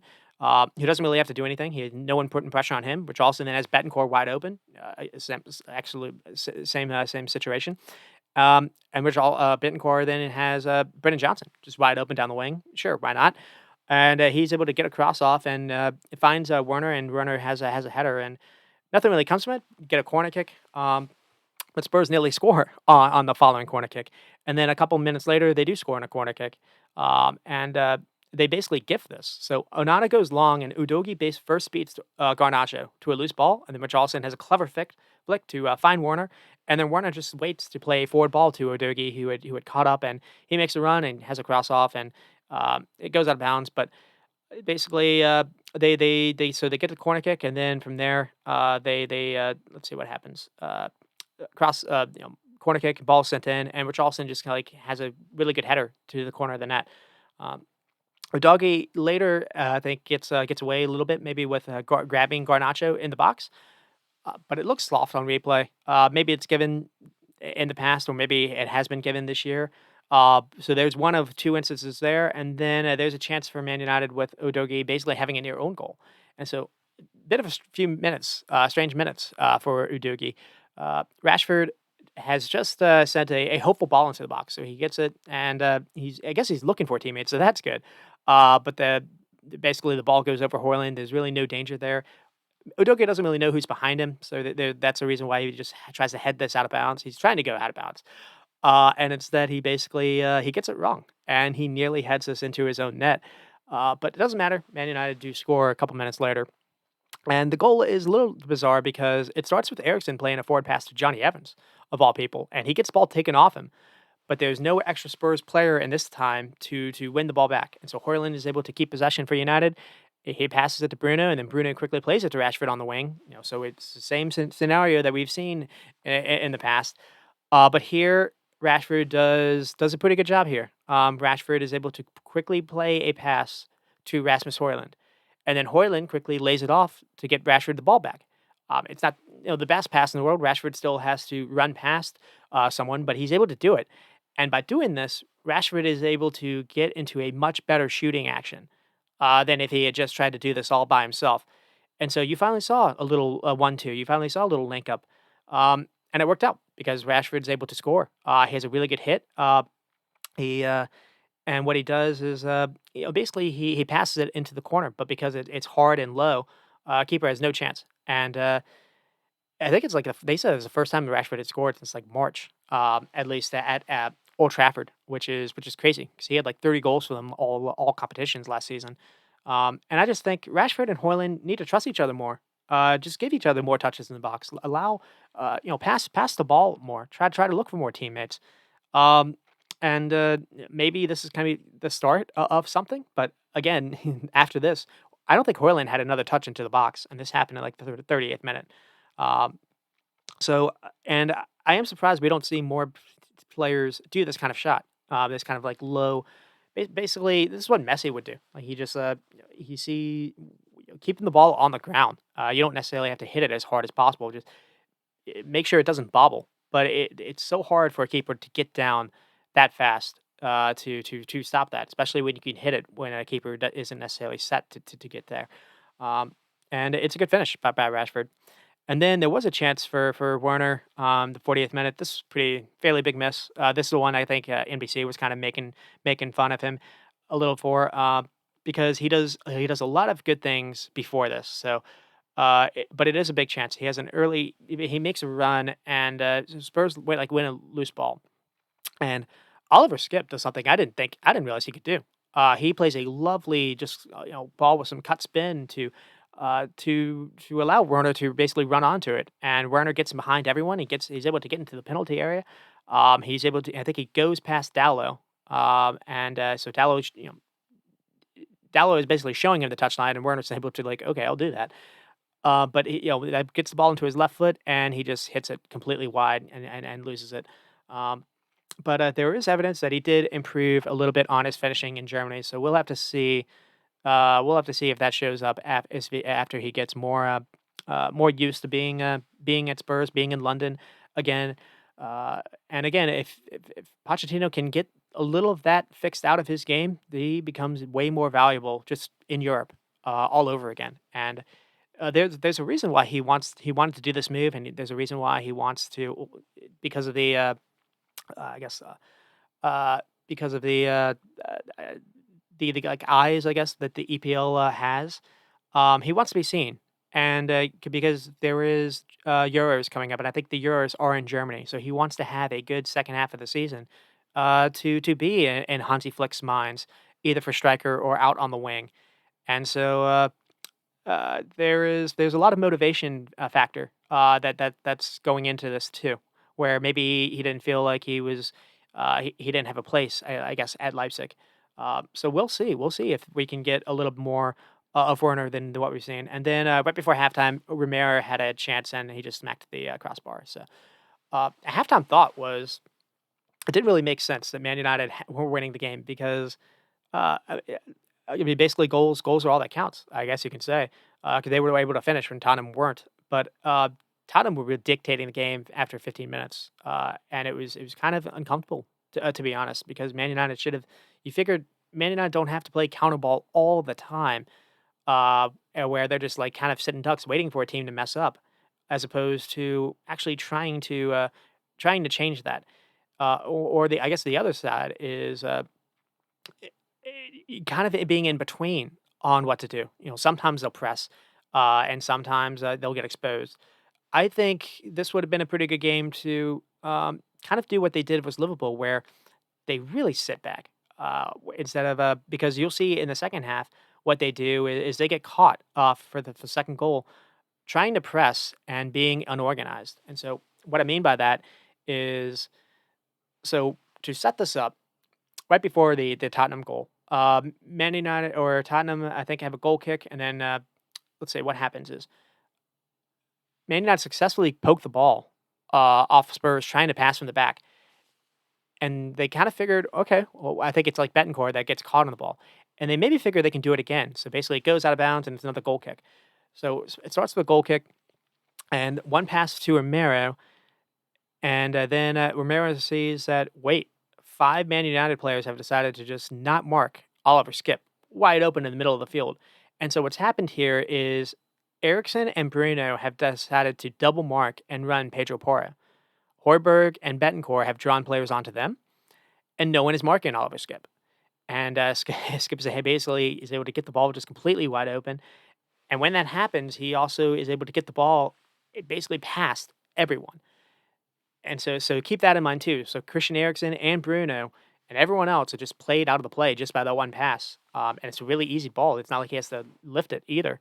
There's just a giant passing lane for Romero to play that, and he's able to do it. And then Oliver Skip's able to get the ball to Warner. Dallo, at least, is somewhat in the area. I guess Kobe Mano has since tried to recover too. But Oliver Skip also continues his run to the box. And so Werner has options. And Werner, what he does is instead of quickly trying to beat someone and trying to cross, he holds onto the ball and waits for players to catch up to him. And first, Oliver Skip continues his run. And that draws Dallo away from Werner. And then after Werner cuts inside, he keeps his head up. If he had just kept his head down, he doesn't see this. But he keeps his head up, looking for his options. And he sees Betancourt continuing to make a run into the box unmarked. And Werner plays him the ball. And he plays it on time. And then Werner takes a couple touches to collect himself. But he's also able to get the ball on the move. And because of that, he's able to easily go past Johnny Evans. Johnny Evans tries to stick out a leg. And Betancourt is able to just kind of fake a shot, gets the leg out. And he's able to go past him. And then quickly he's able to finish above Onana. But he does well to take the right touches. Anything heavy, maybe he has to go too wide from the goal to close off his angle. But it's too easy, and it's the type of goal that Man United have given up from a lot of years, basically not being able to track midfield runners. So here, Eriksson is too far upfield, and he can't really catch up. But another thing too is once Skip is able to run upfield, Bruno Fernandes, I think, also needs to break their neck. So both Bruno Fernandes and Eriksson are just jogging, not really recognizing the danger here. They need to sprint because they have Betancourt right in front of him, and there's no one to mark him. Defenders at that point have to worry about what's in front of them. They can't see a late midfielder making a run completely unmarked, and that's where what Werner did is really good. Man United shouldn't give up this goal, but what Werner does is he plays the perfect pass at the right time to set this up. And so much of like the game is timing things right, passes and runs. If Werner holds on to the ball a second longer, Betancourt runs offside, or maybe he runs into a place where Johnny Evans can mark him. But Werner threads the needle, where Betancourt can receive the ball on the run, and it allows him to easily go past Evans when Evans does try to stop him. And the other part of this is Werner kind of recognizing empty space. So he's passing the ball into a space, not really passing it to a teammate. And I don't know. I thought it was a pretty good play by Werner, and it was maybe like unnoticed or underappreciated. Like NBC people were saying he didn't have a good game, and this was an important goal for them to score. So I just thought he showed something here, and I think it's important to kind of think of that. And you saw that with Betancourt's celebration. He's looking immediately to hug Werner after the goal. And again, I think the only surprise after that is we didn't see more goals because both teams were opened up, and as the second half went on, it got way more open.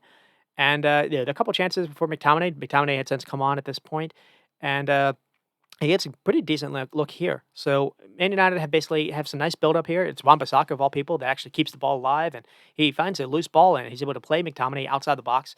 It's a good shot, but he drags it wide. It's not really the same example, but Kevin De Bruyne basically scored this chance where McTominay dragged it wide. And then Garnacho and Udogi, kind of round two. It looked like Udogi maybe got away with holding on to Garnacho, and here Garnacho maybe fell on Udogi. I thought, he goes down soft, but the other one was soft. So I think that maybe cancels each other out. And then there was a chance for Rashford to get in behind, but the shot is blocked. But it was interesting. Would the Spurs high line hold better than Aston Villa? Uh, because Man United just a couple of weeks ago showed that you can really get behind a high line, and you've got those runners that can really hurt you. And for the most part, Man United were able to breach it though. But the chances were falling to Rashford, and he wasn't able to make the right reads or moves to make any of it count. There's also really good defense by Pedro Porro, so there's worth saying that. And then right at the very end, when McTominay maybe had a chance to win it, Garnacho has since moved on to the left side where Rashford is subbed off.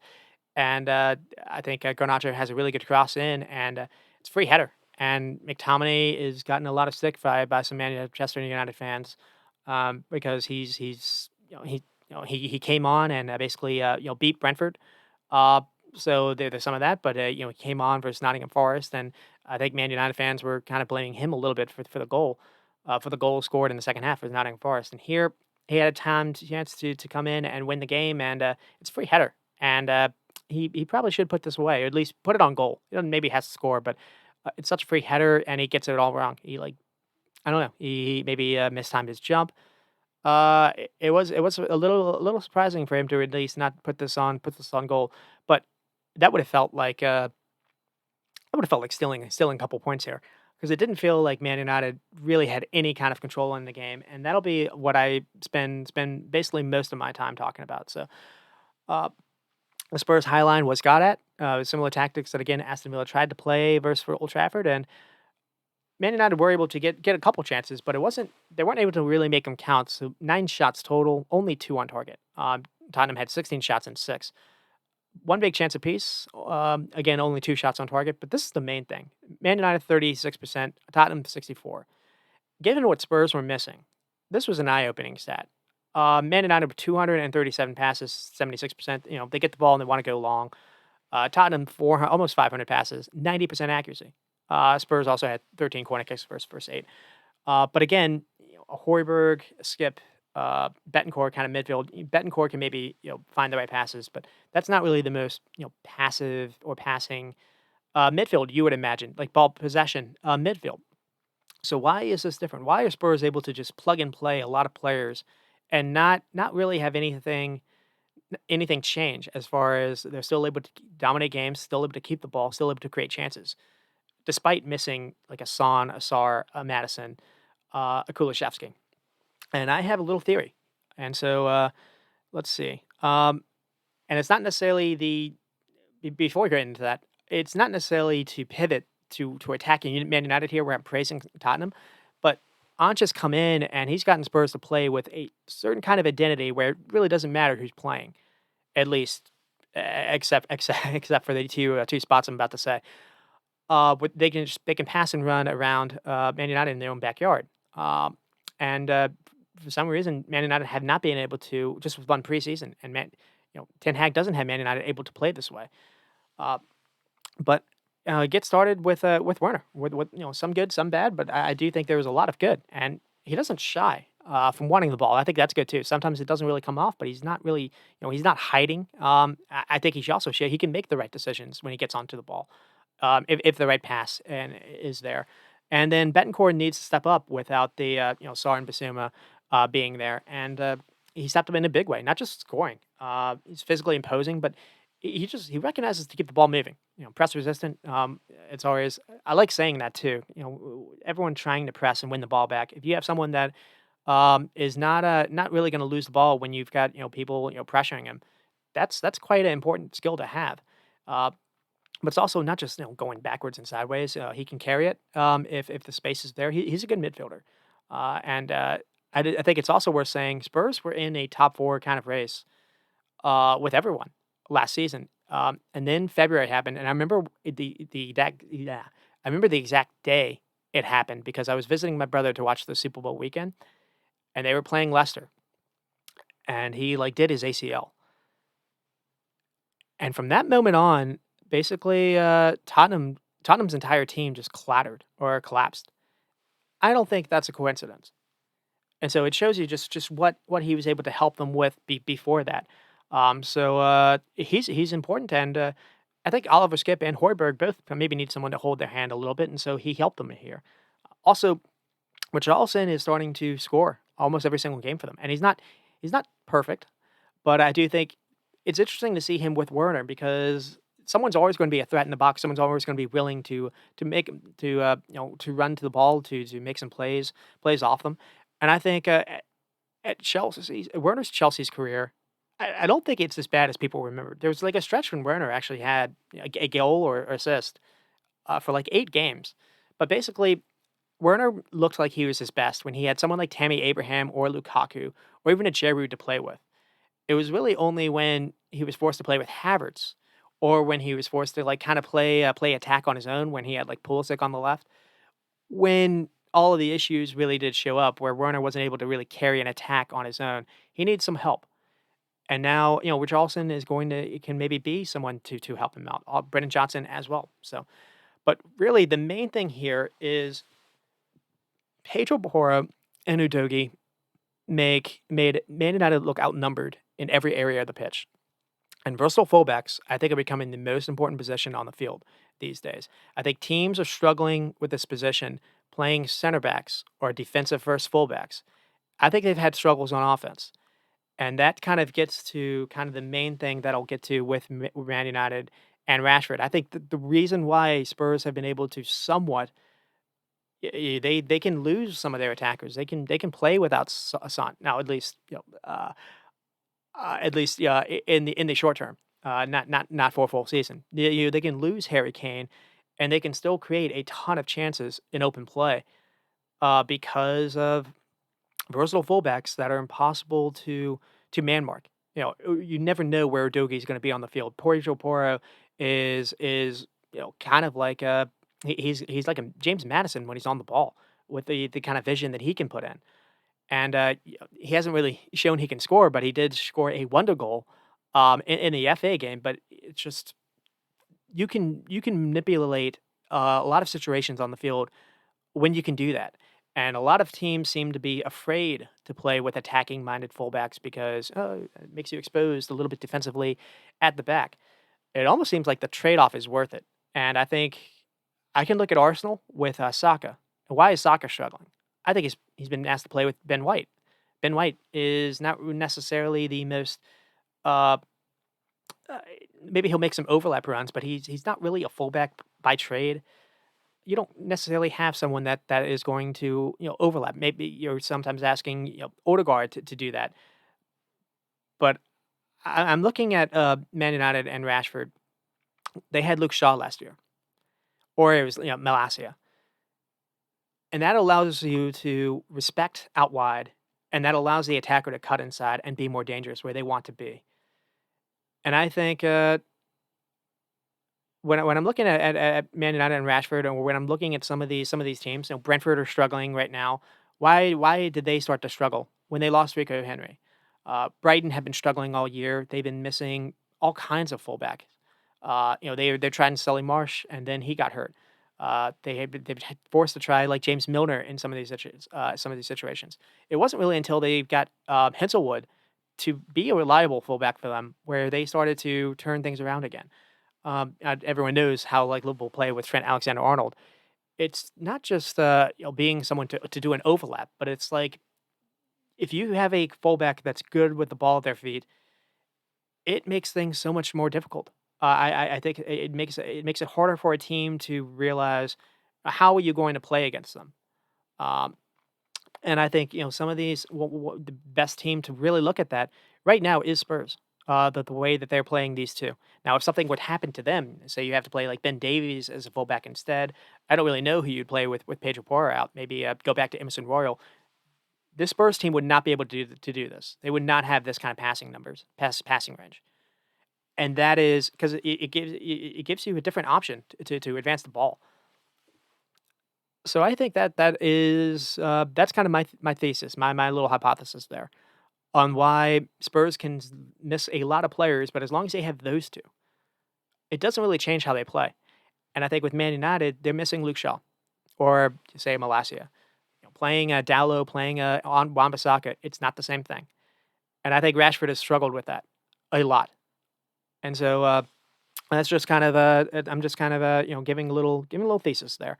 And then with Spurs, it's good to see Van de Ven back, and then also good to see they're about to get Madison back. You got Van de Ven back. You've added Dragusin. Son, you get back in I guess a month. They could still do something here. And I think they are alive in the FA Cup. They drew Man City, which sucks, but maybe Timo Werner can do something to Pep like he did versus Man City in the Champions League final. 'Cause Werner made a really good run that kind of confused Kyle Walker, and that kind of what helped uh, Havertz, I think, scored that goal. Or at least I remember Werner. He didn't necessarily score, but he was actually giving Kyle Walker a lot of rough goes at it. And I think Kyle Walker is gettable. So Baby Warner versus Walker is not the worst matchup for Tottenham. And we just saw Tottenham and City play a really fun game in the league. They don't have Son, the Pep killer, but maybe they have Werner. So we'll have to. That's coming up. So that'll be a fun if they can get through that. Maybe Spurs can go on an FA Cup run. We'll have to see. But I think they still have a chance to do something in the league. With as long as they can keep those fullbacks healthy. I'm starting to think those fullbacks are the heart of the club at the moment. And then moving to Man United, it's a good result, I guess. You look at it, it is at home, but you at least get a point versus a good Spurs side. Performance-wise, though, I think it asks as many questions as before without providing answers. So you get Hoyland and Rashford scoring. That's good. You get Martinez and Casemiro back. You didn't play Casemiro, but it's good to get Martinez back because no more Evans, no more McGuire stuff, and that prevents because playing those defenders prevents you from playing a high defensive line, and that'll be another thing that I really spend some time on. It's very interesting how there's been talk they're trying to look to offload Casemiro for like wages. That to me would be a mistake. Play Casemiro and play Kobe Mino as a midfield pivot to give Mano someone to learn from.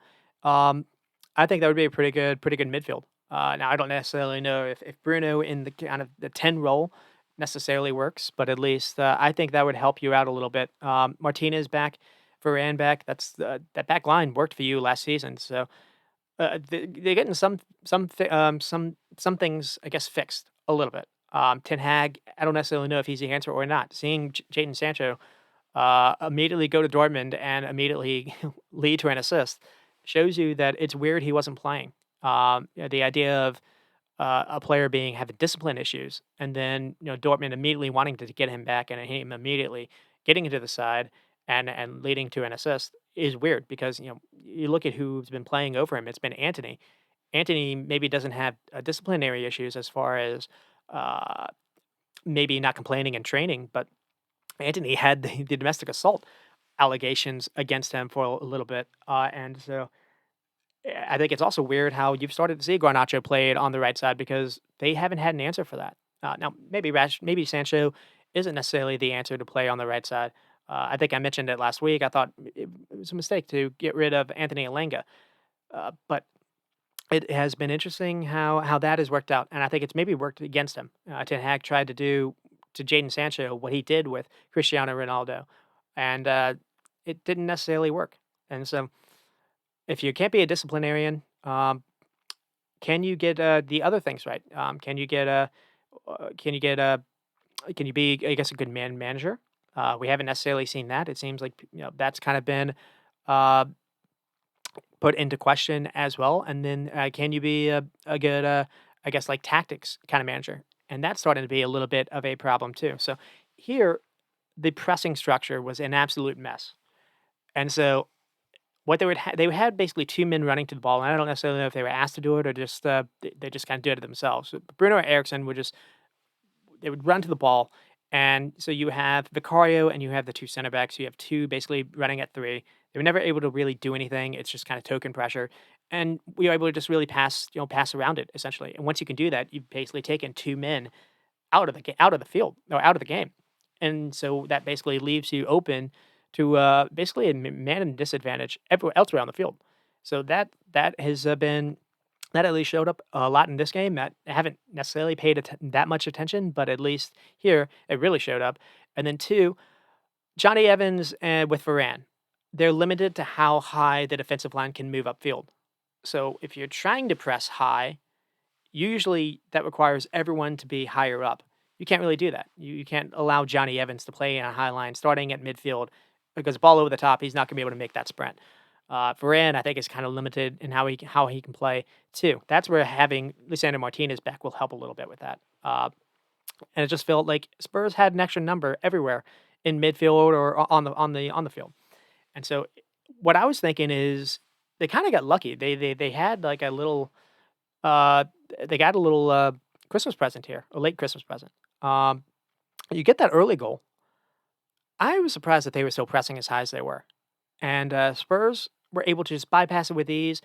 I was looking back. I didn't think about it in real time watching it, but rewatching like highlights.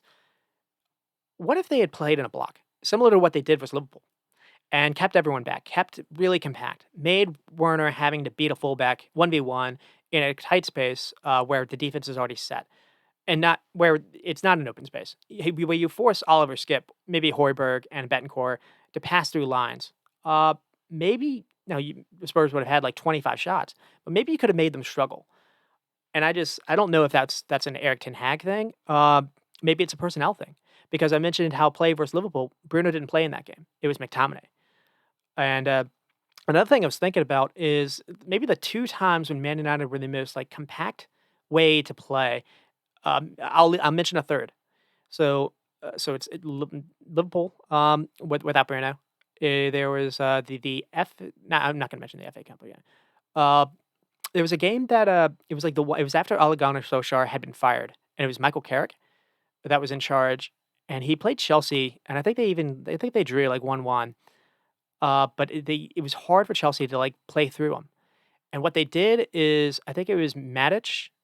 It was Matic, Fred, and McTominay as like a three, and they played Bruno as like a false nine. They played him like just basically what he normally does, but he like they didn't even give him a midfield role, and it wasn't the best offensively, but they were much better. At least they're harder to play through, and they were much more organized. And I'm just curious if maybe they could think about doing that. The other thing too is Ten actually did a pretty good job, I thought, for his Man City in the FA final. And for them, what I remember is what they did is they did basically a very narrow four, almost like a front four. And what they did is they had Bruno on the wing. And I thought that was interesting. Now, Bruno doesn't necessarily, he's not really the best person for space. I mean, for pace. He's not necessarily going to be helpful, maybe defensively. Even though there have been, I think he did score even a really good goal when he was asked to play on the wing versus maybe it was Burnley. But I just think there are other ways to maybe try to play, and we haven't necessarily seen that explored. And I don't know if that's a Ten Hag thing or a Bruno thing. I don't necessarily need to go with Bruno again. I do think Bruno and McTominay, you can't really play both at the same time. I think I mentioned that too. Um, but the other thing is they don't have a consistent build-up structure. And again, you can't necessarily ask Johnny Evans to do that. You don't really have, uh, you know, Wan-Bissaka is always going to be a liability on the ball, passing to. Um, I don't necessarily know if Dallo actually seems like he could something. There is a player there. I don't really know what his best position is, whether it's left back or right back. But it's just you brought in Onana to be a ball playing keeper, and you don't really have defenders or midfielders that are really good at that. Kobe Mano is one of those players, and actually Ericsson is too.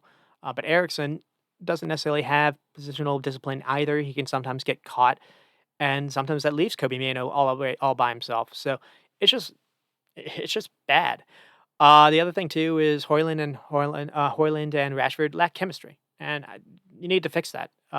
And the other thing too is it was weird to see Wan-Bissaka played on the left. Now he did a good job defensively versus Brennan Johnson, but there'd be times when um, Wan-Bissaka got the ball and Garnacho would be making a run, and Wan-Bissaka was not able to play him in. He doesn't have a left foot, and so he has to go with his right, and he wasn't able to get that right. So that was weird. And then I think I hinted it before, maybe even like spent a lot of time, but I think Luke Shaw not being able to play this season has affected Rashford, and he likes running inside centrally. He likes running from the wide area to go in centrally, and he doesn't have an overlap to help him. But another thing too is Luke Shaw in the final third is really good to get the ball and send a cross in.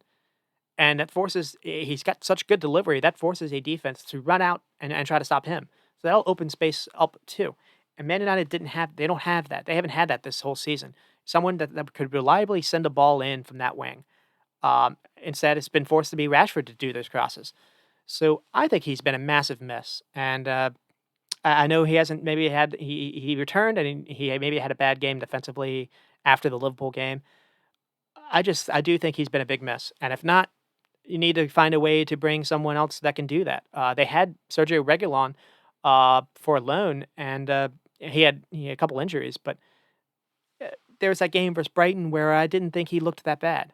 I don't necessarily think he was the reason why they lost. I thought it was for other reasons.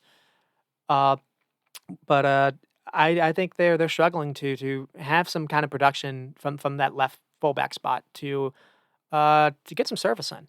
Other because right now Rashford's is asked to do way too much, and obviously he can't do it. So I think that's not insignificant. And then it's not great for Ten Hag to play a team like Tottenham, where a team can just look and just compare and be like, they've only had one preseason together, they've only had a couple months together, and he's changed Tottenham to look like this as opposed to what you have. Um, I do think it's funny how it made it seem like Ten Hag had one player that he didn't think could play this way, and it was Eric Dyer, and basically he shipped him off to Bayern. But that is kind of funny. And then I think again, it was just seeing with if you're a Man United supporter, seeing what they had. This should have been it should have been way more competitive than it was, not just score wise. And the other thing too is Man United's goal differential was near zero last season. I think it's negative now. Um, they just made their chances count last year, and the chances have kind of dried up a little bit this season. So I think I'm not necessarily going to say Ten Hag needs to go now, but I don't think this was necessarily the best thing for him. Not especially with Sancho leaving Dortmund and immediately doing what he's doing. And there's a I think they should stick with him until the summer and then try to re-gauge things. They brought in this guy from Ineos, so maybe they'll have a second look to rethink things. But uh, there does need to be some rethinking here. I would find it. For one thing, I wouldn't have because you had Regulon on loan. I wouldn't have cut the loan short. But they have, and maybe he's available for someone. Um, but I think if you're not going to have Shaw, maybe Malacia will return, and maybe he can offer that. Uh, but I don't know. There could be some reasons for optimism. Maybe you get Hoyland and Rashford going a little bit better. It's been interesting to see Garnacho played on the right. It feels like Ten Hag has learned that Antony isn't necessarily helping with that respect. Maybe you get Casemiro back, or you get Lisandro Martinez back, and that'll help you at least build possession a little bit more. Casemiro had a really good season for them, and the problem in the beginning of the season was Casemiro was having to play midfield by himself. Mason Mount coming in, I don't really know where he plays. I think the fact that you have Kobe Mano now, I would play him, even though he's young. I would basically prefer him. And again, Mano and Casemiro is like a two. That way, Casemiro wouldn't be playing midfield by himself, and maybe that would allow you to play Bruno in more of a kind of a free role, which he likes doing. So maybe there is some reasons for hope and optimism. And I did mention how I was going to get through all the games, but Everton and Aston Villa scoreless. I don't necessarily want to spend a whole time doing that. And then with Luton Town and let's see, Chelsea and Fulham, Cole Palmer with the PK. I thought Fulham actually had maybe the better of the chances. It's very interesting how they started this game with like Cole Palmer really not having a lot of influence in the game. It was an interesting lineup. So it was Marlo Gusto, Diazy, Silva, Colwell. Colwell again at left back. I don't think that's working out, which I think I mentioned. And then it was like Palmer and Sterling and then Broja. And they couldn't really get a couple crosses into Broja, but he really couldn't get into the game. Been another time when we've seen Pochettino actually move Palmer to like the false nine, and they brought in Medareke. And I thought their attack looked a little bit better after that change. Um, It has been interesting, though. I mentioned how the fullbacks. Oh, Chelsea have been a team that instead of having Ben Chilwell this year, they've had to play someone like a Levy Colwell, and they haven't had, they had Mark Cucurella, and they lost him. When they had Mark Cucurella, actually Chelsea went on a little bit of a winning streak. And Colwell is just not a fullback. I think he's a pretty good defender, and either in a back three or in a as a center back, because he showed that at Brighton, and he's just not going to be someone that is going to be offensive and makes the right runs, makes a delivery. He's not really going to offer you any kind of real threat. And so, yeah, they get Chilwell back. That could maybe change Chelsea a little bit. Chelsea is starting to somewhat get healthy again. But I think I saw Carly Chukwuemeka is maybe back. And maybe we'll see because I think he got some minutes in the uh, final 90, and so that could be big news for them too. Because I think maybe Carney Chukwuemeka. I don't necessarily want to say Gallagher would be the last man out, but I do think it would be interesting to see how Chukwuemeka gets going because before he got hurt and it was like early into the game, but Chelsea were looking quite good in that West Ham game before he got hurt. I think he even scored in that game, and I remember a lot of Chelsea fans in the preseason were really looking forward to him, and they've missed him. And so, where does he kind of fit into this?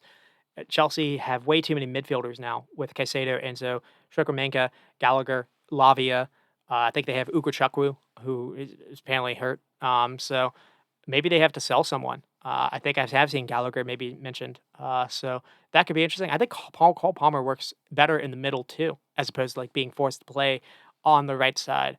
Uh, I need to find a way to maybe play Cole Palmer. I thought it was interesting to see no Mudryk. I thought Mudryk had been playing decent for them. Sterling didn't necessarily have his best game. There's a couple of chances when Sterling was actually in on goal and actually hit the post. I think Chelsea did hit the post like 3 times in this game. Uh, that's just kind of my thoughts on Chelsea with Fulham. Fulham a little unlucky, I thought, versus Liverpool. They played before the Chelsea game. They played in the cup semifinal.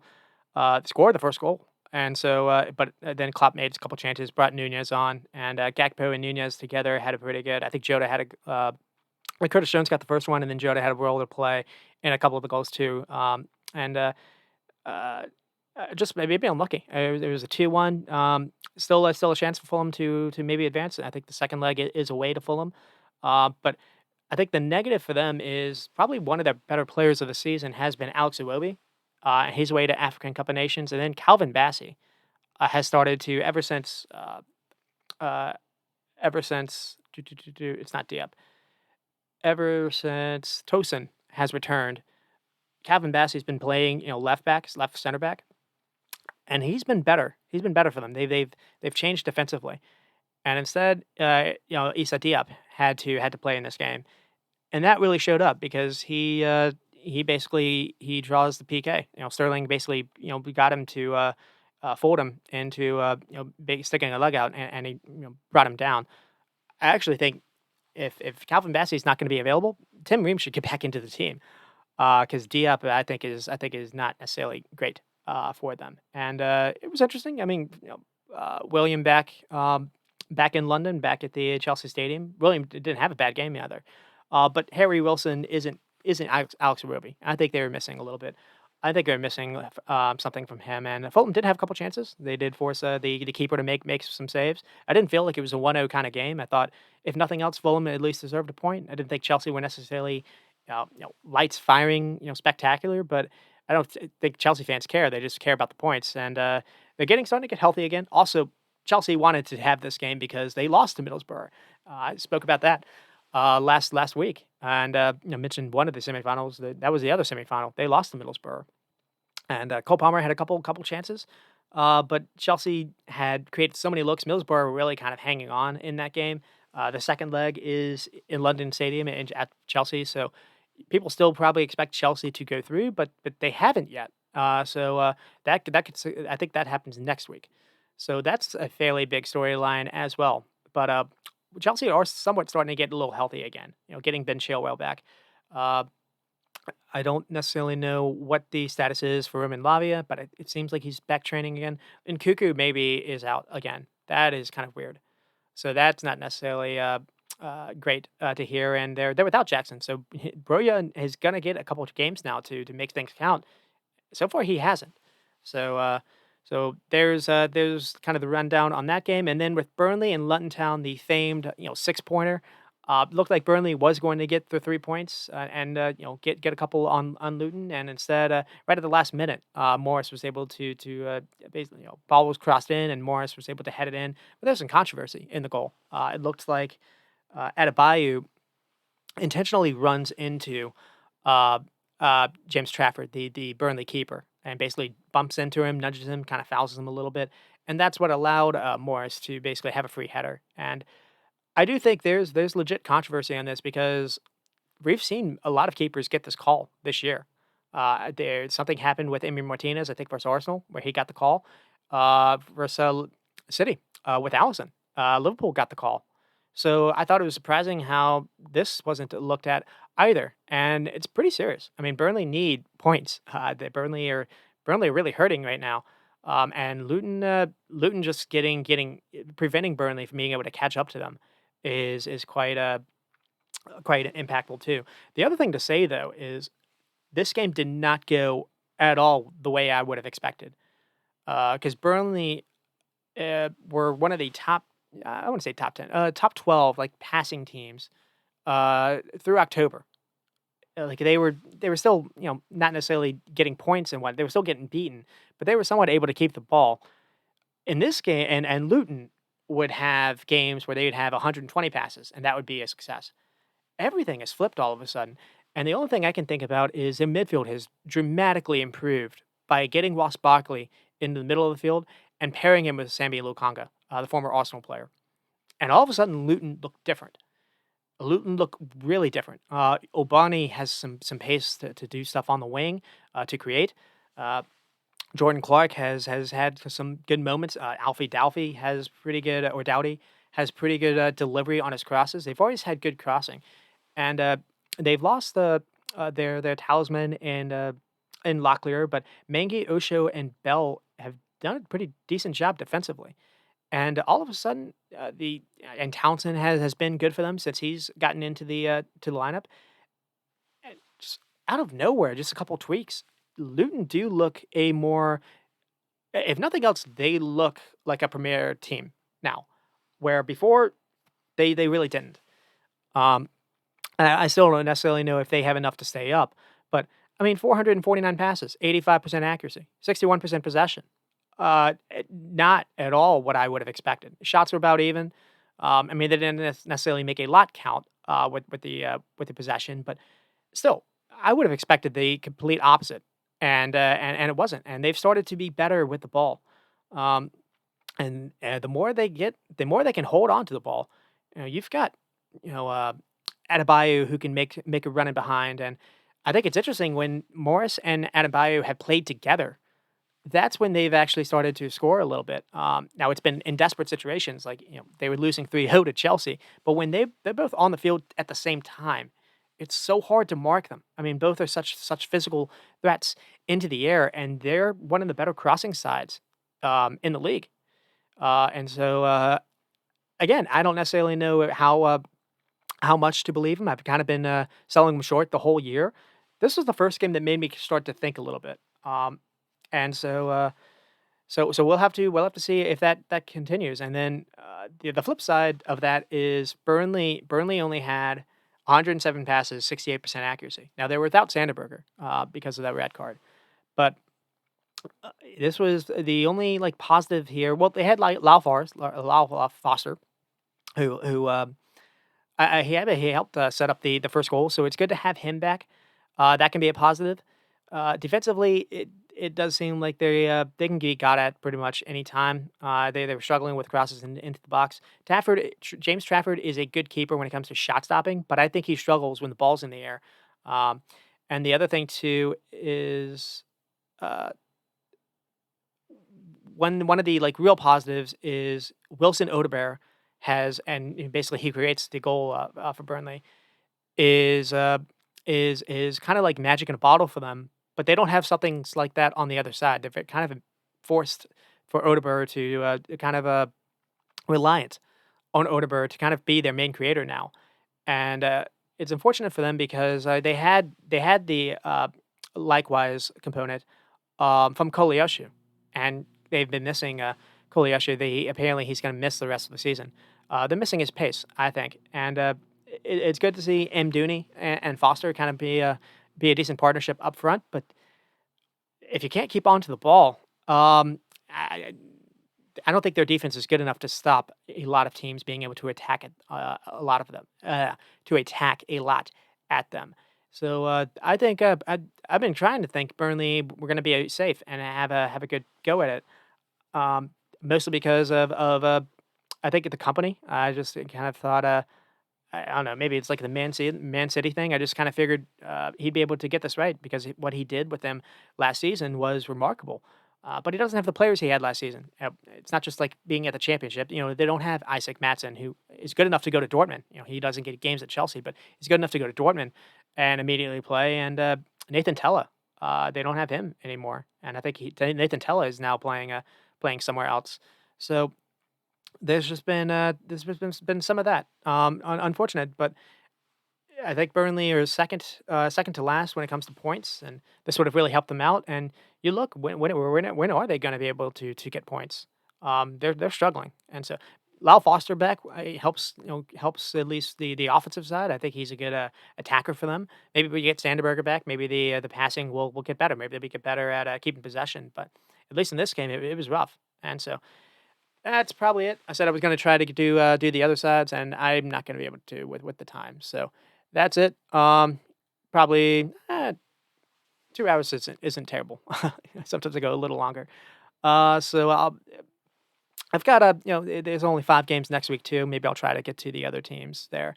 I'll try to spend. I'll probably have less time to go over everything else because usually you don't have games like we saw this past weekend with the the level of clubs like the name where they are in the table, the importance of it, and that many goals, that many actions. So we should be okay. But anyways, that'll be it. I'll do what happens next week. It'll be a Liverpool, I guess, review. We'll probably lead off with them. We'll see what they do. They haven't been in action for a little bit. They were able to beat Fulham, but it's away to Bournemouth, and Bournemouth have been a tough team. So Solanke has been really Areola has just got that team looking different, and the Bournemouth probably are hard done by because they they started the game at Anfield early in the season. They got an early goal lead. But they're without Semenyo, but they still have a lot of their other attackers. So that'll be an interesting game. Bournemouth actually beat Liverpool at Bournemouth last March. I think Salah missed a PK. So not going to be the easiest game to win. Liverpool are without Trent Alexander-Arnold. So that youngster Connor Bradley is probably going to get a start again. And people didn't see that Fulham game in the cup game, or maybe they didn't see the FA Cup game versus Arsenal. Connor Bradley is a lot of fun to watch. He's like a right-sided Andy Robertson in like not just look, but in like the way he plays, the way he runs. But he's also young, so maybe you can get behind him and make a mistake. We'll have to see. Thiago and Stefan Bajic still don't seem to be available, and Liverpool are without Endo, so there's going to be a lot of asks for Alexis McAllister to man the midfield, and no Slabashai, so it might be Curtis Jones and Harvey Elliott or Gakpo in midfield. We'll have to see how that works out. They weren't necessarily great versus Fulham, at least in that first half. Everything changed a little bit after Klopp made some subs again, and that's been a little bit of a theme this year. But how many times can you get lightning in a bottle? There is the second half to that as well, and so we'll return and we'll talk a little bit about that. Arsenal play Crystal Palace. Arsenal back in action. We haven't seen them for a little bit. They've been a topic of a lot of discussions as well. I still think they have a chance to turn things around, but until they actually do it, we'll have to see. It doesn't look like they're going to be able to bring in a striker. So what they have now is what they have. Uh, but they still have a chance to make a run. And then Brentford. Brentford return, and it's possible we see Tony. I think Tony is back able to train. I don't necessarily know when he returns, but it's close. It's close to it's either now or it'll be next week. and they've got a big game versus Nottingham Forest, and Brentford are in that uh-oh zone of not necessarily feeling that safe. And I'll spend a lot of time talking about them actually next week because haven't they've been one of the teams I've been worried about. Um, and I mentioned how a team is struggling without a fullback. I mentioned Sergio Reguilon. And I think I actually saw that they were maybe linked to him. I think that would be a fantastic, kind of way to bring him in. Now they might have to buy him. It looks like Spurs don't want to do a loan, but uh, I think it's interesting to look at because you know Simon Godos is not really a fullback. He's done a decent job. Janelt isn't necessarily a fullback. He's done a decent job at least. Uh, Roslav, at least on the right, he's defensively a fullback, but I don't think he really offers them a lot offensively. I think they're missing Aaron Hickey, and so Brentford, I think, are struggling with that Rico Henry miss, and so get someone that's decent on the ball that can create some things like Reguilon can do. I think that would be a pretty good Brentford like playing with a back three. You got Ben Mee back. Maybe play Reguilon as a wing back. I think that would be pretty interesting to see. We'll have to see if they are able to explore it or not, and then they get Tony back, and Tony was making 20 goals last season. A lot of penalties, but a lot in open play as well, and they're going to need him. Brentford are without Wisa, who's away at African Cup of Nations. Looks like Mbeumo is hurt for a little bit. They have someone like Lewis Potter who's come in and he's been able to create a little bit for them, but still, it seems like they're short a little bit. So getting Tony, they're getting him at the right, absolute perfect time. I don't necessarily know how Maupay is going to be able to play with Tony, but I'm going to be looking forward to see if they can. Maupay scored apparently a pretty good goal for them in the Caribou Cup, or I guess the FA Cup rematch versus Wolves the other day. Brentford ended up losing that game, but at least Maupay had a goal. So I'll spend some time next week talking about Brentford. And then I guess the other two teams, like Brighton, I guess haven't played in a while, so probably speak a little bit about them as well. I think it's Brighton and Wolves. So that'll be what we do next week. And until then, you stay squatted and stop recording.